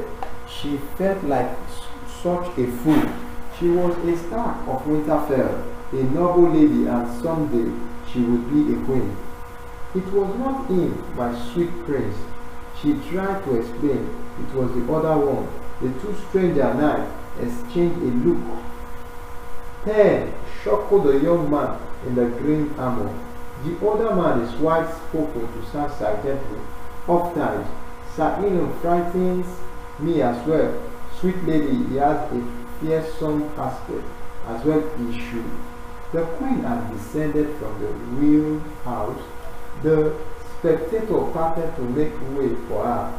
If the wicked do not fear the more justice, you have put the wrong man in the office. Sansa finally found her word. Then surely you have chosen the right one. Your grace, she said, and a gale of laughter erupted all around her. Well spoken, child, said the old man in white. As befits the daughters of Eddard Stark, I am honored to know you. However irregular the arm of our meetings, I am Sir Barrister Semi of the King's Guard. He bowed Sansa knew the name, and now the courtesy that set upon them had taught her over the years came back to her. The Lord commanded of the King's Guard, she said, and counselor to Robert our king and to Arya Targaryen before him. The honored man, good night. Even in the far north, the singer praised the deed of Barrister the Bold. The Green Knight laughed again. Barrister the Old, you mean? Do not flatter him too sweetly. Child, he thinks overmuch of himself already. He smiled at her. Now, wolf, girl, if you can put a name to me as well, then I must concede that you are truly our aunt's daughter. Joffrey stood beside her. Have a care. Are you addressed by betrothed? I can answer, Sansa said quickly, to squeal her fresh anger. She smiled at the Grey Knight. Your eminent years, golden athlete, my lord. The star is the siege of the royal house. King Robert and stood brother by your extreme youth. You can only be relieved Batratius, Lord of Storm, and a counselor to the king. And so I name you Sir Barrister chuckled. By his extreme tension a few moments ago was gone. Sansa was beginning to feel comfortable until Sir Elon Penn shouldered two men aside and stood before her. Unsmiling, he did not say a word. Lady bared her teeth and began to groan in low rumble full of malice. But this time, Sansa silenced the wolf with a gentle hand to the head. I am sorry if I offended you, Sir Elon, she said. She waited for an answer, but none came. As the headsman looked at her, his pale, colorless eyes seemed to strip the cloth away from her, and then the skin, leaving her so naked before him. Still silent, he turned and walked away. Sansa did not understand. She looked at her with praise. Did I say something wrong? Your grace, Why will he not speak to me? Sir Elon has not been feeling talkative these past 14 years. Lord Miller commented with a sly smile. Geoffrey gave his uncle a look of pure loathing, then took Sansa's hand in his own. Arya Targaryen had his tongue ripped out with odd pincer. He speaks most eloquent with his sword, however, the queen said, and his devotion to her realm in unquestioned. Then she smiled graciously and said, Sansa, the good counselor, I must speak together until the king return with your father. I fear if we shall have to postpone your day with Marcella. Please give your sweet sister my apology. Geoffrey, perhaps you would be so kind as to entertain our guest today. It is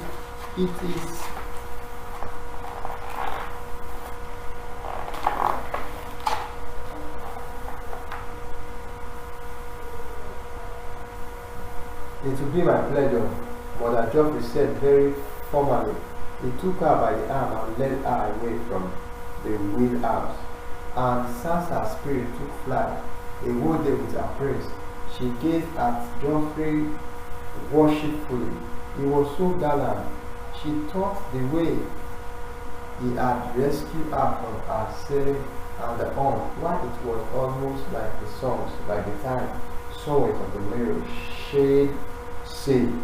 He had rescued her from the princess Desiree from the games, the Prince Amor, the Dragon's Knight, championing Queen Nasri, honor against evil, Sir Morgan's slanders. The touch of Geoffrey's hand on her sleeve made her beat faster, made her heart beat faster. What would you like to do? Be with you? Sansa thought, but she said, whatever you did like to do, my prince. Geoffrey reflected a moment. We could go riding. Oh, I love riding, Sansa said. Geoffrey glanced back at Lady, who was following at their heels. Your wolf is liable to frighten the horses, and my dog seems to frighten you. Let us leave them both behind and set off on our own. What do you say? Sansa hesitated. If you like, she said uncertainly. I suppose I could tie Lady up. She did not quite understand. Though I did not know you had a dog. Geoffrey laughed. He is my mother's dog. In truth, she has set him to guard me, and so he does. You left the horn, she said. She said she wanted to eat herself for being so slow. Her prince would never love her if she seemed stupid.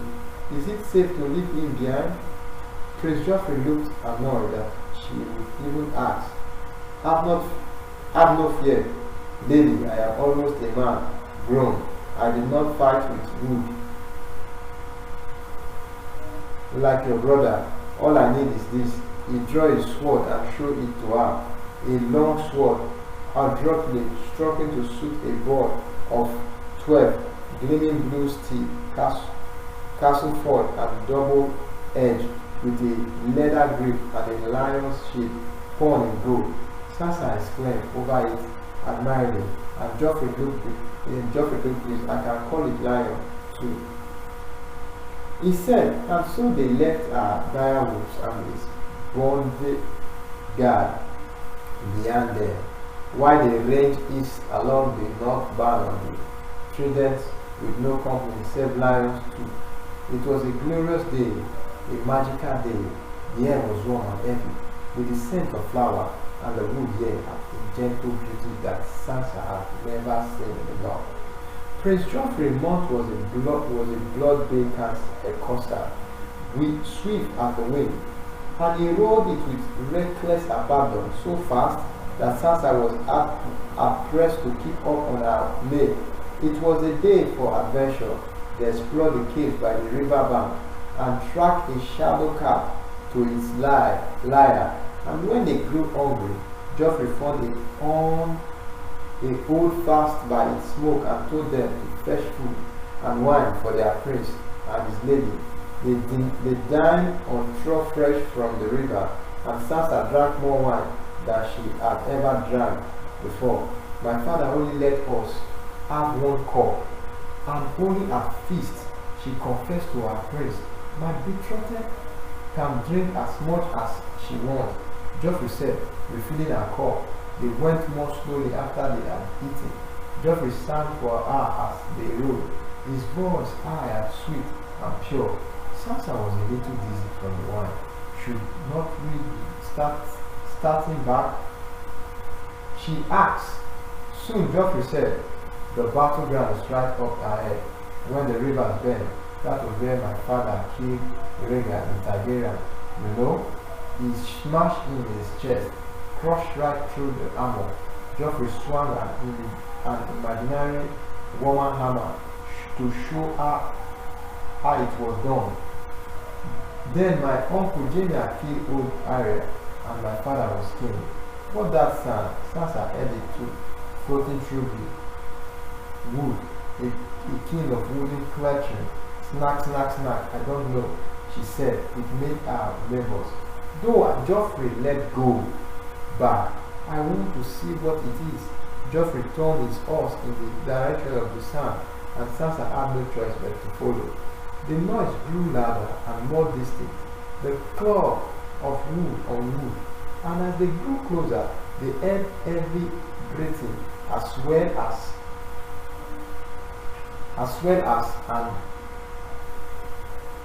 and now and then a groan. Someone's there, Sansa said anxiously. She found herself thinking of Lady, which the dire wolf was with.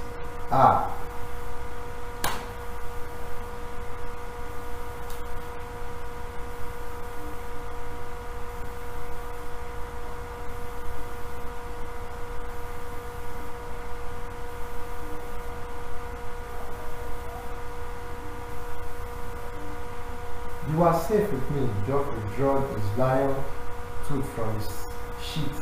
The sound of steel on leather made her tremble. See, this way, he said, riding through a stand of trees beyond in a clearing overlooking the river, they came upon a boy and a girl playing at night. Their swords were wooden stick, brown amber from the look of them, and they were rushing across the grass, swinging at each other lustily. The boy was year old, a head taller and much stronger, and he was pressing the attack.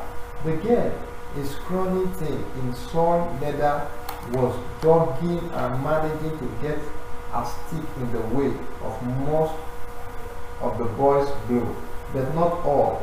When she tried to lodge at him, he caught her stick with his own, swept it aside, and slid his wood down hard on her finger. She cried out and lost her weapon. Prince Geoffrey laughed. The boy looked around, wide-eyed, and dropped his stick